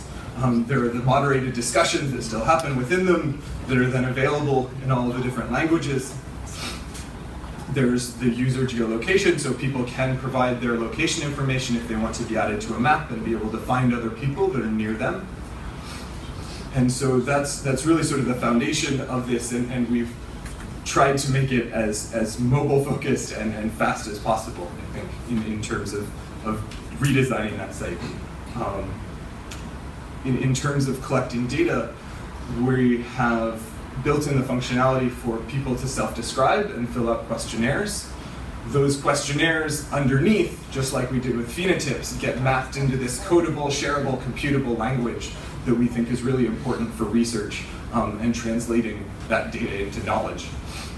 And so you could fill out a health profile that guides you through a series of questions. We think that this is the sort of questionnaire that might be useful for people in the undiagnosed community, for example, where you really want a survey of different systems and asking what's wrong, what might be wrong with each of them, what conditions, what experiences people have. So for example, have you been told that there were issues during your biological mother's pregnancy? You could say yes, no, unsure, prefer not to answer. Underneath that gets mapped to an HPO code, but everything is we're using a survey that was developed actually by Genome Connect, which is a ClinGen project in the US, which is designed to be easy to relate. It's, rather than using clinical terminology, it's friendlier. You can ask questions about ears and hearing, for example. Have you had issues with your ears and your hearing? If you answer yes, then it can ask you about the specific different types of hearing issues you might have had. And if you answer yes to one of those, it would ask you what age did these symptoms appear, and what age was the diagnosis made by the doctor. And we think that this sort of survey of systems is really important for understanding someone's condition and getting a better sense of that particular disease. So we see there's been really two different categories of surveys on this platform that we're working on. The first is this broad survey, which is most applicable for people who are undiagnosed, but might be useful in other cases as well. And the second is tailored surveys within the different communities that we're working on, very interested in developing with the patient advocacy organizations in those communities to ask specific questions that are relevant for different diseases so that the patient advocacy organizations can understand better the conditions that are experienced by the people in those communities. In terms of translating this information, there are three main branches that I see that information is being used. The first is in clinical integration to phenotypes, which I'll talk a little bit more about before handing off to Mike. The second is in enabling research with this longitudinal and case level information that's really valuable from a research perspective. And the third is actually using that information directly to help people find other people like them. Right? So if you've described your symptoms and you don't have a diagnosis, we can do the exact same thing that we did in the clinical and research world where we're saying, are there other people out there like you? But we can do that for patients and families directly. We think that's a really, really valuable direction forward. We can also do the same thing over the Matchmaker Exchange, but there's a little bit of work that has to be done to make sure that that interaction directly between the patients and families and the researchers and clinicians is moderated to make sure that no one gets left out or information is accurate and guided. So, for example, we've developed a prototype of the way that this clinical data sharing works, and I'll just walk you through that really briefly. But basically, after you filled out one of these health questionnaires, you can generate a secret code, and you can give that to your doctor. So you click a button, it generates a random code, and you bring that with you to your doctor who might be using, for example, phenotypes. If the doctor enters that along with the personal health information that they would already know about you, like your name and date of birth, that together gives them enough information to be able to ask the system for the information that you were willing to share, so for those answers to the survey questions. So that shared data is now visible within their clinical system. So, for example, there are the self-described symptoms that come out of the questionnaire at the top, and, for example, the testimonials that you might share on Rare Connect are then visible within the clinical system and can be text mined to give the doctor additional suggestions that you might not think of bringing up to the doctor, and that the doctor might not think of asking. So we actually tried this with Ian's testimonial that he published with the CBC, and we put it in, and actually the symptoms that were suggested, if you took those suggestions and imported them into the clinical system, Muckle Wells showed up in the top 5, and the actual gene that he ended up getting tested for and diagnosed as having a mutation in shows up as the top candidate gene. So it's 25 years too old. Right.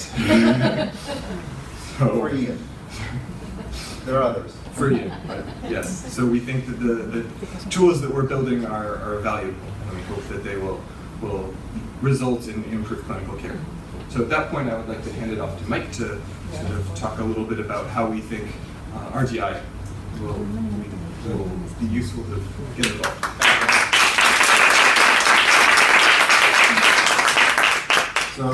So continuing with Ryan, it really is, it's a global need, and one of the things we try to do with everything is, this is more finalizing what Ryan said, is make things available in multiple languages and globally. So the Rare Connect platform already is available in 8 languages, and there's interest for more, and we're very interested in making it support that. Also, phenotypes, for example, we make it available already in English, Spanish, and French, and we're very interested again in working with people to get it into other additional languages for clinical and research use in other countries. So, however, having said that, so we're here to talk about Rare Connect and where to take it forward.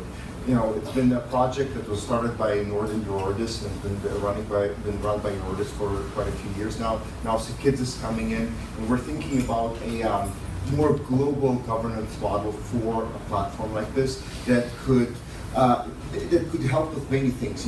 First of all, we want to make sure that the patient's voice is dominant in the design and running of this platform. And this is something that really patients find value with. When we build phenotypes, where we came from is this needs to be a system that doesn't just collect data. That's what we want.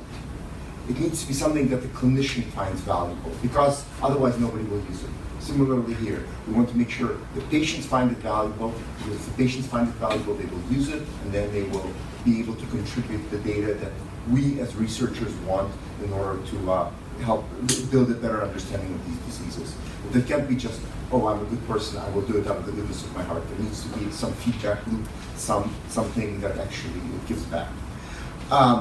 So we want to do this in a way that's going to jointly encourage the use of Rare Connect. We need the large numbers. So there is an estimate out there, paper that Orion and I are co-authors with, which has, it makes interesting assumptions, but it says basically that, we need something on the order of 50 to 200,000 rare disease patients on systems like this before we can solve all very ultra rare genetic disorders. So we need more patients to participate. It's not going to be, just to get all of the patients in Canada onto the system. It's not enough. We need to get as many individuals as possible, and as a result, we need to do this across the world. It's also the only way that we will get data longitudinally. It's, when you talk about an ultra rare disease, figuring out how it changes over time is next to impossible. Any individual clinician will see 1 or 2 cases. So it's not going to be practical to collect data over time. You have to go to the patients.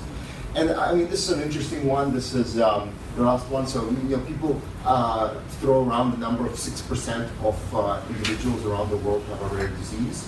What that number says is actually 6% of the rare disease patients have 2 diseases.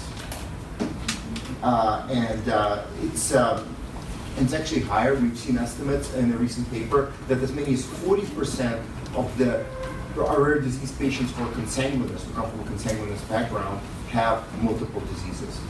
And we're not going to get at any of these unless we're collecting a lot of data. Why? So we need to get as broad an involvement in Rare Connect as possible. It can't be just run by one organization. So we also, within the organization, while we're running Rare Connect, we need to prioritize resources, research studies. We don't want to inundate patients with, here's 100 surveys to fill out, because that's a very good way of saying you'll fill out none of them. So this is why we need a governance structure that goes beyond just a single organization, why we're here sort of talking to you about what's the best way of doing it jointly. So one potential structure that we've built as a suggestion is there's a consortium assembly that would be open to everybody who wants to be in any way involved with Rare Connect. Then within that, there's going to be a steering committee, which would have on the order of, we were thinking 7 individuals, just because that's a practical number to get everybody into a teleconference call on a reasonably short notice. We're thinking, something like 2 weeks notice, so that we can actually move these things through on a regular basis and quickly. So to have this, there would have to be representation from SickKids, because that's where we're coming from, as well as 4 representatives of other patient groups, including probably urologists and CORD, based on the people who ran the platform, and CORD because we're in Canada. But also we really want to encourage other patient orgs and national organizations in order to join, so that this can be done. We want to make sure that this is a patient-centric initiative. So we want to make sure that more than half of the steering committee comes from patient groups and patient organizations. And two other individuals could be from other research entities, other clinical entities, or even, we're not closing the door for commercial entities because we think that they have a lot of value that they bring, whatever the relationship may be. These are other individuals. We're not going to go after specific companies. It's that we want whose advice we think would be valuable to building a site like this. There would be a project team, and we're thinking about optional advisory boards. So these are things that we think would be valuable, like a patient advisory board, or for example, a therapeutic development advisory board, which can guide the relationship between this site and other commercial entities in the future.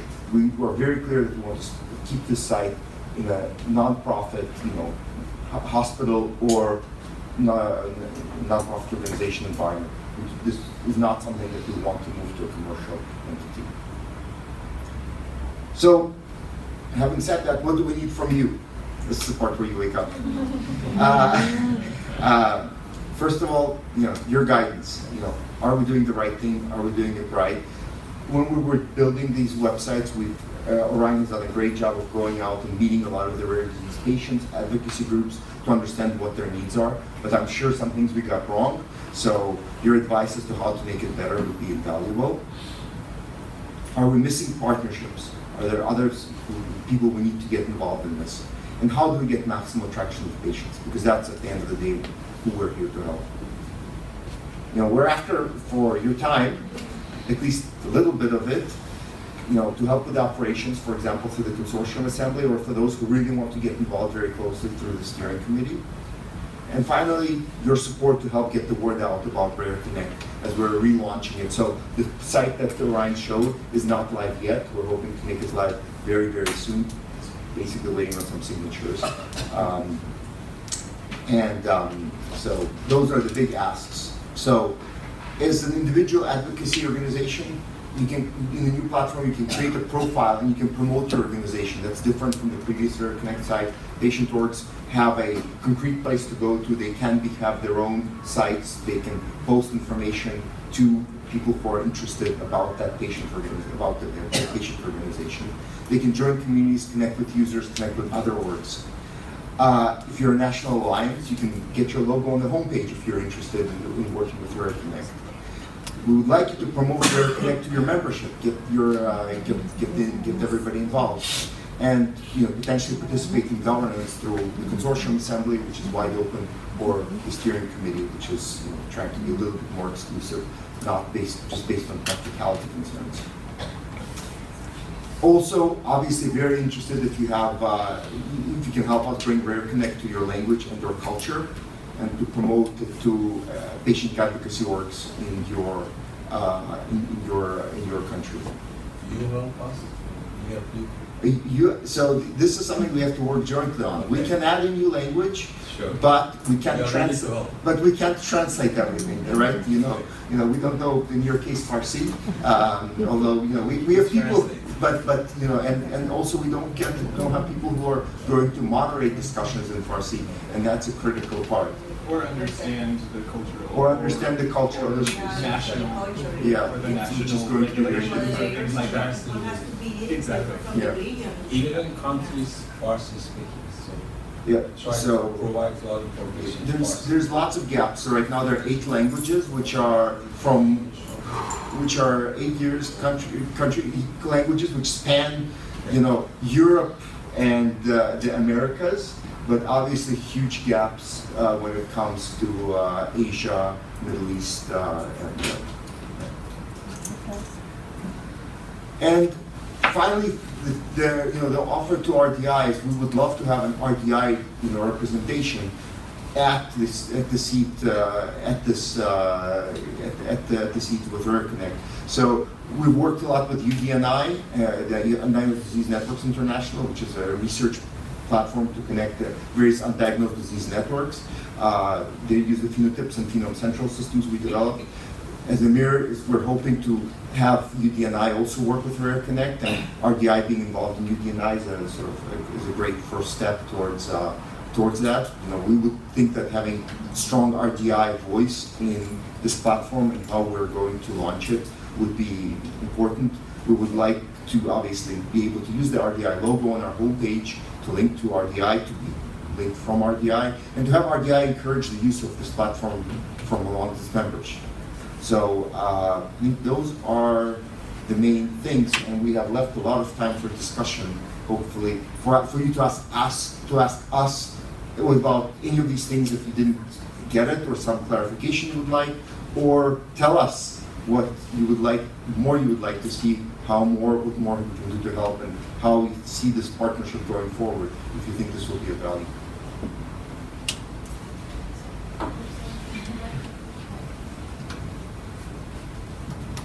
Well, I'm so excited because this is the proposal that we have for Colombia to work with a platform that is almost the same, no? And not to construct something that is going and maybe not to make the wheel another time. But there are 2 points that we have in mind, that is not only to put the people together and have the communities talking about something, and I think is so infinitely valuable that you can connect the clinics around and the investigators around the genes, but how to maybe make knowledge management over the platform in some things that are so important for Latin America, because investigation in Latin America is behind maybe 30 years from Europe or from the United States or Canada. And how can we work together in order to make the investigation in Latin America goes fast through the platform, and then the idea that we have that helps to public policies, in order, because we are formulating the public policies right now in Latin America, and this data is going to be great for us in order to make to discover the prevalences, how diseases are so more frequently or something like that. So my question is, I don't know how to recorrer, that is a Spanish word that means recorrer means that walk along. Walk along. Walk along. Walk, or surf. Go through, no? Go through and reconnect. That is a word that maybe in Latin America don't say, well, reconnect is connect people with rare diseases, but recorrer in Spanish means that you has to go through everything, doctors and maybe overseas, and how can we do it together? So this is only a question, but to an offer from Colombia. We don't have so much resources, but we have the team that right now is disposable, or is ready to work with you to make this happen, I think.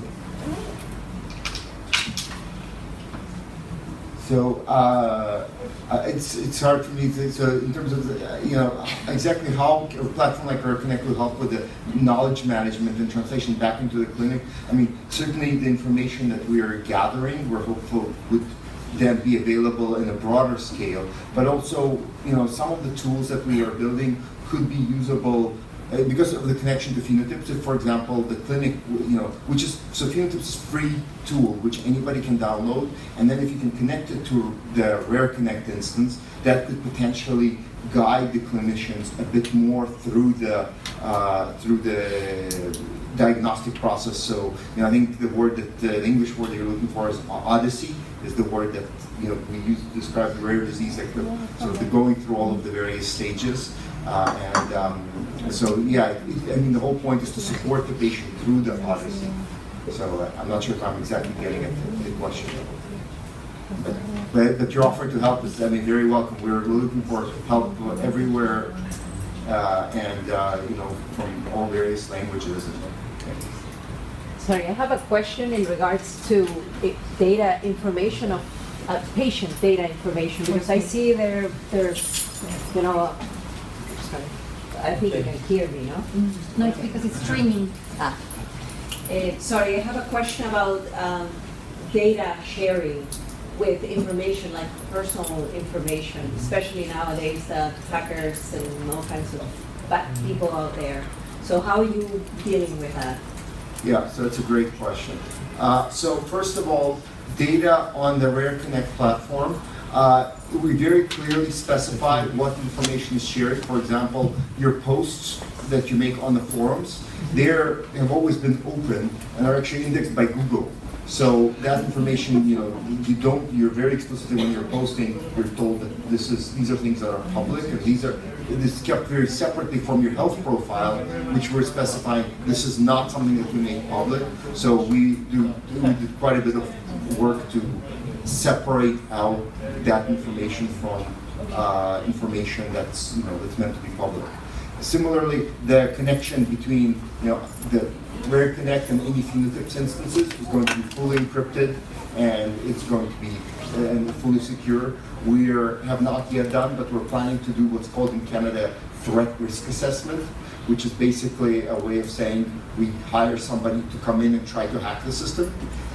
Are they as good as some of the people who are out there on the internet? Not really, but the hope is not to make it a soft target, to make it something that that's as hard to hack as a bank. And then, given equal resources, people would probably try to hack the bank first. There's more money there than there are in rare disease phenotype data. So that's, I think, the pitch that we are. Have we thought about security? Yes, we're computer scientists. We think about security very hard. We think about patient privacy also very hard because we're sitting at the hospital, and patient privacy is very important. At the same time, I'm not going to stand here and tell you we've secured it like Fort Knox. It's not Fort Knox. There's, there are limits as to what you can do with before data can be. It's the best. We've done our best. I guess I would go. I would follow up on that comment by saying that we've tried to make sure that the core site and all of the support functionality is there and available with everyone being anonymous. And it's at that point up to the individual to decide how much more information they want to share with the community, and to do so in a way that is informed. And at that point, we want to enable people to share data if it's informed and with their consent. The whole point of the platform is to do that. But we also want to allow people who don't want to share that information to not get coerced into sharing it. So I think the way that we built it is at the very base, it is an email address is the only identifiable information that's there, and that is locked down and not shared with anyone. Mm-hmm. Anything beyond that, location information, things like that, the balance that we've tried to have is that people can share them if they want. There are a lot of things that we can do for the users when they share that information, like put a dot on a map to help other people find them, for example. And so there's this balance between the more they share, the more valuable the resource can be both for them and others. But we're very aware of the risks of some of that data, and in particular, things like email addresses, which could be identifiable, and all of the health information is by default completely private, unless users choose to share it. I'm conscious of time, and I thank you everybody for the questions as you kind of get to understand the new vision, which I hope came across quite clear. I mean, two things are coming across. The willingness, I think, from some of you to work with us on a national level. We have already a commitment from Iran to translate it into Farsi and to provide a community manager. That offer is open to everybody. Unfortunately, we don't have the financial means to do that, but we would hope that you on your local level could do that in return for the value that this platform and the data and the working together can give. So I think that's one opportunity individually that we're proposing to you. The second great proposition, really, which I'd like us to really think about and ask some questions about now, is around this governance offering on the RDI level. We would really like RDI to nominate somebody to the steering committee if you think that's a valuable proposition. And if you have any questions about that, I think these last 10-15 minutes would be a good time to kind of orient the discussion in that direction, because we see this as a huge opportunity for patients. We really need, if we can't make this scale into the hundreds of thousands of patients in the next 2 years, the work it will become is very difficult. You know, for all the work that we are doing and the investment that we're putting in, we really feel that patients can make this happen more than anything. So we really feel then that the mission of RDI and the vision that we have here today is there's a lot of synergy. So I'd really like to hear from you how you feel about that for these next few minutes, if you have something to say. For the committee, can we delegate another person of the institution? Well, I think that's for RDI to decide. I mean, the idea is that it would be an RDI permanent representative who RDI's council chooses to nominate. That person will have a mandate, potentially, say, for 2 years renewable, and then it's for that person, I suppose, to participate and report back to RDI and to orient the governance of this from a patient perspective. Is that fair enough? Yeah.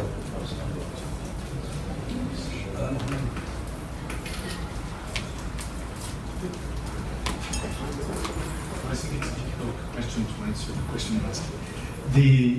Let me check. Based on that presentation, can we just raise hands and see who thinks that the platform has an interest in their country or for their disease? Okay. Who thinks that it doesn't? No? Okay, so that's clear. So that was the main point that we wanted to see, right? Is to get understanding, to see if there was an interest. So basically the question of Dennis is to try to identify among you now, or we can also stay together after this meeting and have a chat over a drink or even dinner if you want. Or even if you have the time tomorrow morning, you're welcome to join at the office in Barcelona.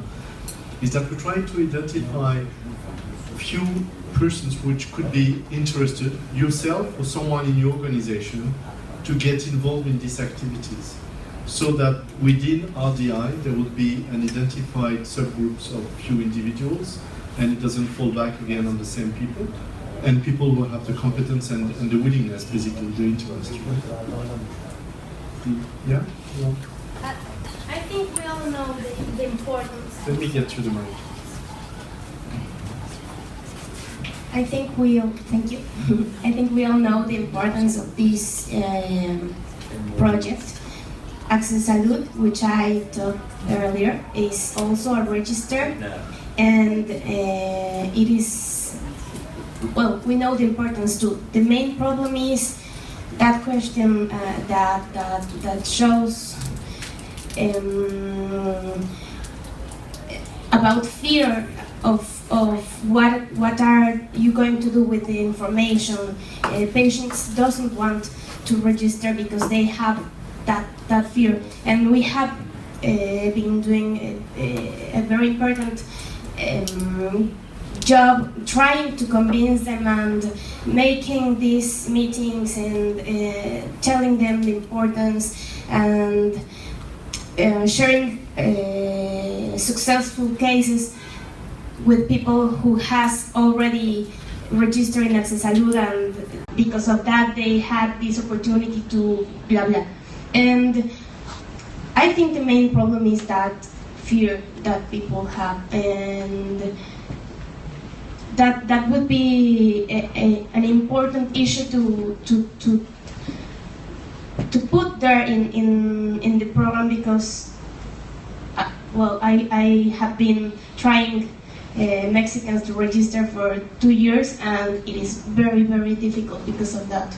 Talking with, you maybe know Domenica Tarusio from Italy, she told us that one thing that they did in Italy is to make the registry part of a step so people can access to something, so they have to register. And I know it doesn't sound great, like it is obligatory, but sometimes, or with some populations, I don't know, but maybe with Mexico we have to make it as an obligatory step for something, or I don't know. So just to very quickly answer those 2 points. One is, so in terms of how we're managing it, is all the research studies, all the questionnaires need to be approved by our hospital research ethics board or another research ethics board. So we're not going to just post random studies and coming from unknown sources. But actually, what you're suggesting, making the registration a necessary step towards using the site, is something that we actually explicitly did not want to do, because this can be this can be seen as coercive. This is from a perspective of the patient. They want to get access to this information. If you don't want to register, that's fine. You don't want to add your data, that's fine.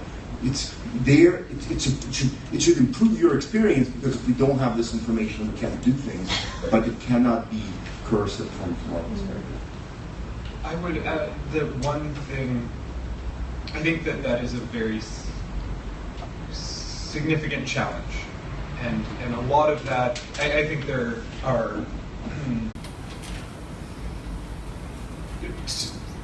things that can be done at the technical level, things that can be done at the messaging level. I think ultimately that's a problem. The biggest challenge there is one of messaging, and I think one of the things that we can do to address that, one of the big things that we can all do is by making the governance open and transparent.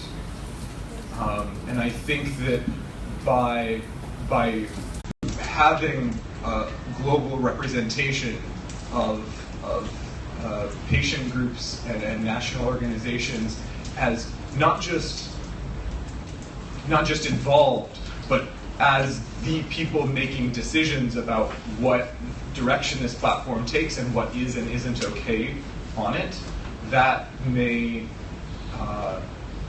I would hope over time, address some of the understandable concerns that people have over feeling safe on a platform. Thank you, Ryan. And if I may insist, because I think that's part of the messaging, as you say, is to value the fact that this now lies in terms of privacy and all these elements with the Sick Kids Hospital, which is the biggest children hospital in the world.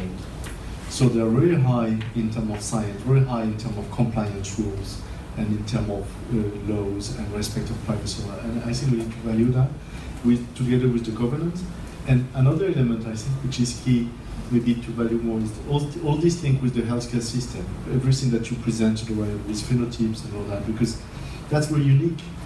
No other service has that, and it carries with it the recognition and the safety environment of the healthcare system somehow.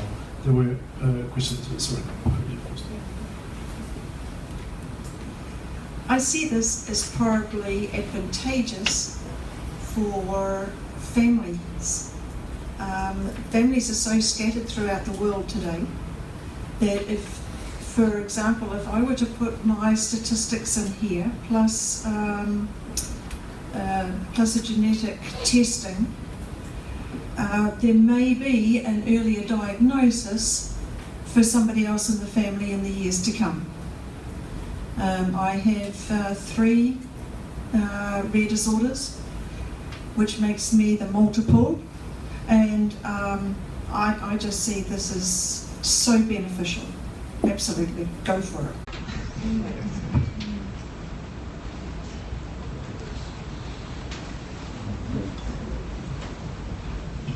Thank you very much for a very rich presentation.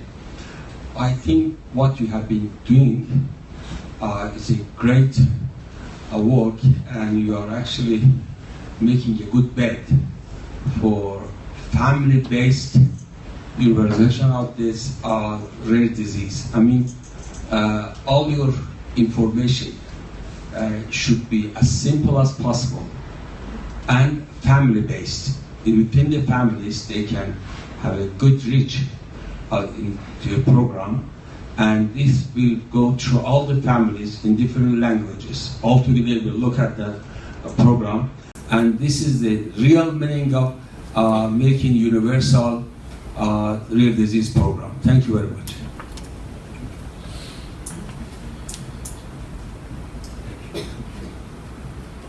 Let me ask you, because I understand that you are in the room representing your patient groups, coming mostly for the discussion on advocacy and that suddenly you may be exposed to something which is more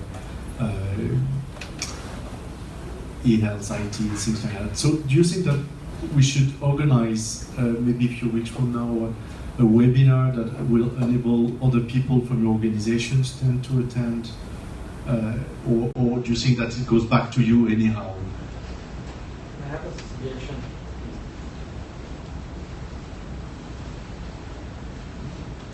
I'm excited from the first minute because I belong to your community, alright, the IT guys.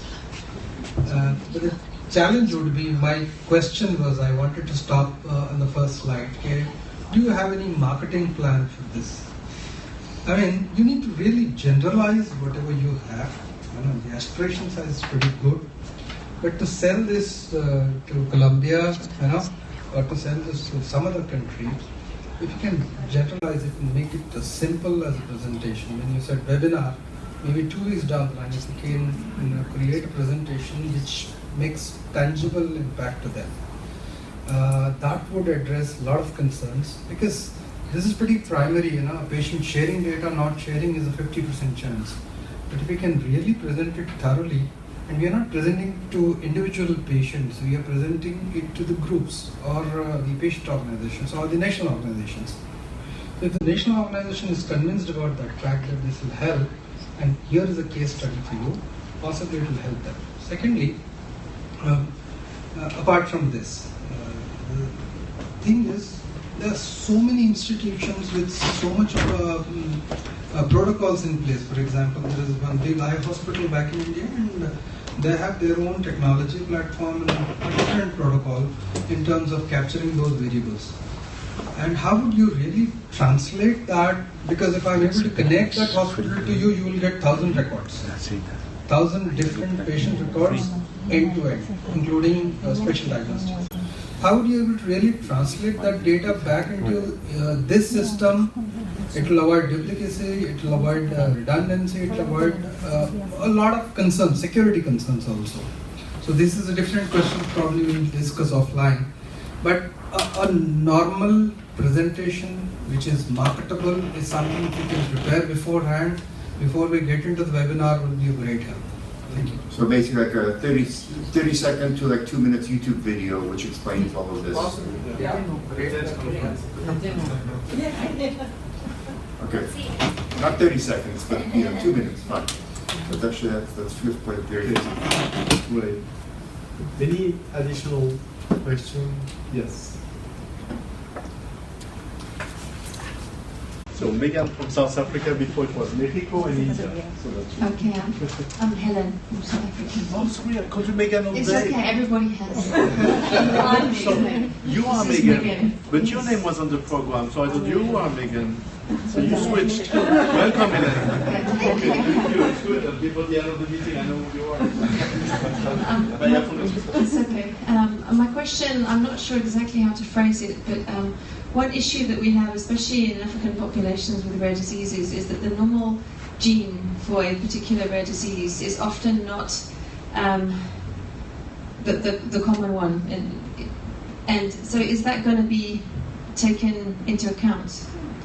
Yeah. Do you know what I'm trying to say? Exactly. Yeah. So it's I mean so you're saying basically there will be different genes that are responsible for. It's not that genes are responsible. Different mutations have different frequencies in various populations. So in a specific ethnic background, you will have a different mutation that's more often responsible for the disease than what sort of could be observed in a clinic there. So first of all, we're very familiar with that problem because Canada is the proverbial melting pot or plant or whatever is the appropriate analogy for we get patients from everywhere. And as a result, we're very familiar with the problem. In terms of collecting the data, really our goal is to collect the data that's available. We will ask you the question, is the gene known for your disease? If so, can you let us know?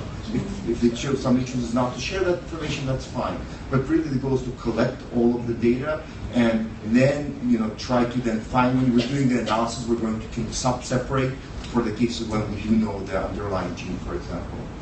I would add one thing to say that the Rare Connect platform as that's presented to members of the public is not diagnostic in any way, shape. I mean, from a research perspective, we're very familiar with that particular problem. And the way to, I think the way that the entire research, rare disease and genetics, genomics research community needs to address it is by making sure that people of various backgrounds, of all backgrounds, are included in studies.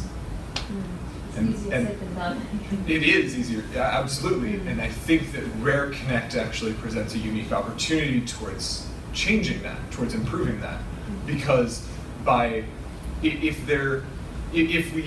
if all of the tools that we're building as a genetics or healthcare community are all English only, that very much restricts the set of people who will be on them and the people who might be enrolled in research studies from them. And I would say that Rare Connect, if Rare Connect can become the platform that we want it to, where each culture and each country has representation on it, that is the path towards making sure that everyone gets included, that there's much more equal representation in research studies, and that is what's necessary actually in order to make sure that we can have actual fair, correct and personalized, accurate and personalized care for rare diseases, because oftentimes they get it wrong for people who aren't well represented in research studies. Yeah, it's a big problem. Okay, last question, then we close. Okay, so I don't know if this ever will fit in, but one thing that came to my mind is wearables. Do you see that fitting in with your data collection?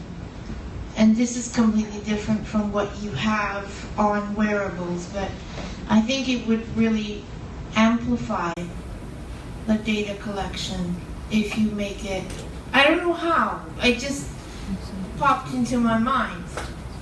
I think that's yes, that is something that we have thought of, and not just us. I think that's something that healthcare companies and hospitals are also thinking about. And I think that it is something that is important, and what needs to happen is we have to identify a particular situation where that information, not just to collect it, but can actually directly be used to improve either care or help patients directly. And so if there's a particular use case that you have in mind, we'd like to chat more, or anyone else, and then I think that would be necessary before. I think we don't want to collect data unless it's useful and can help people. With that, I'd like to thank very much Mike, Orion, and Dennis for participating. I'd like to thank all of you for your brave participation up to the end of a long day.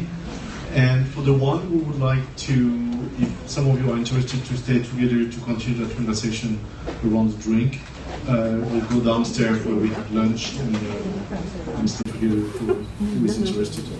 Okay? And I think we maybe with that webinar, and then from a procedural point of view, possibly with the Secretariat of RDI to see if there is something, a means by which we can follow up this formally. Thank you very much.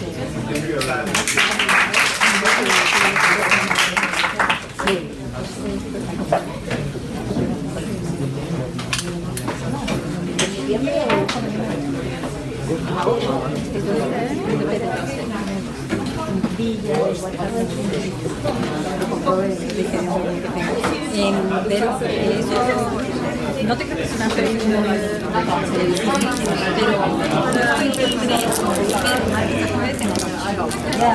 a partir de 6 pero bueno, ya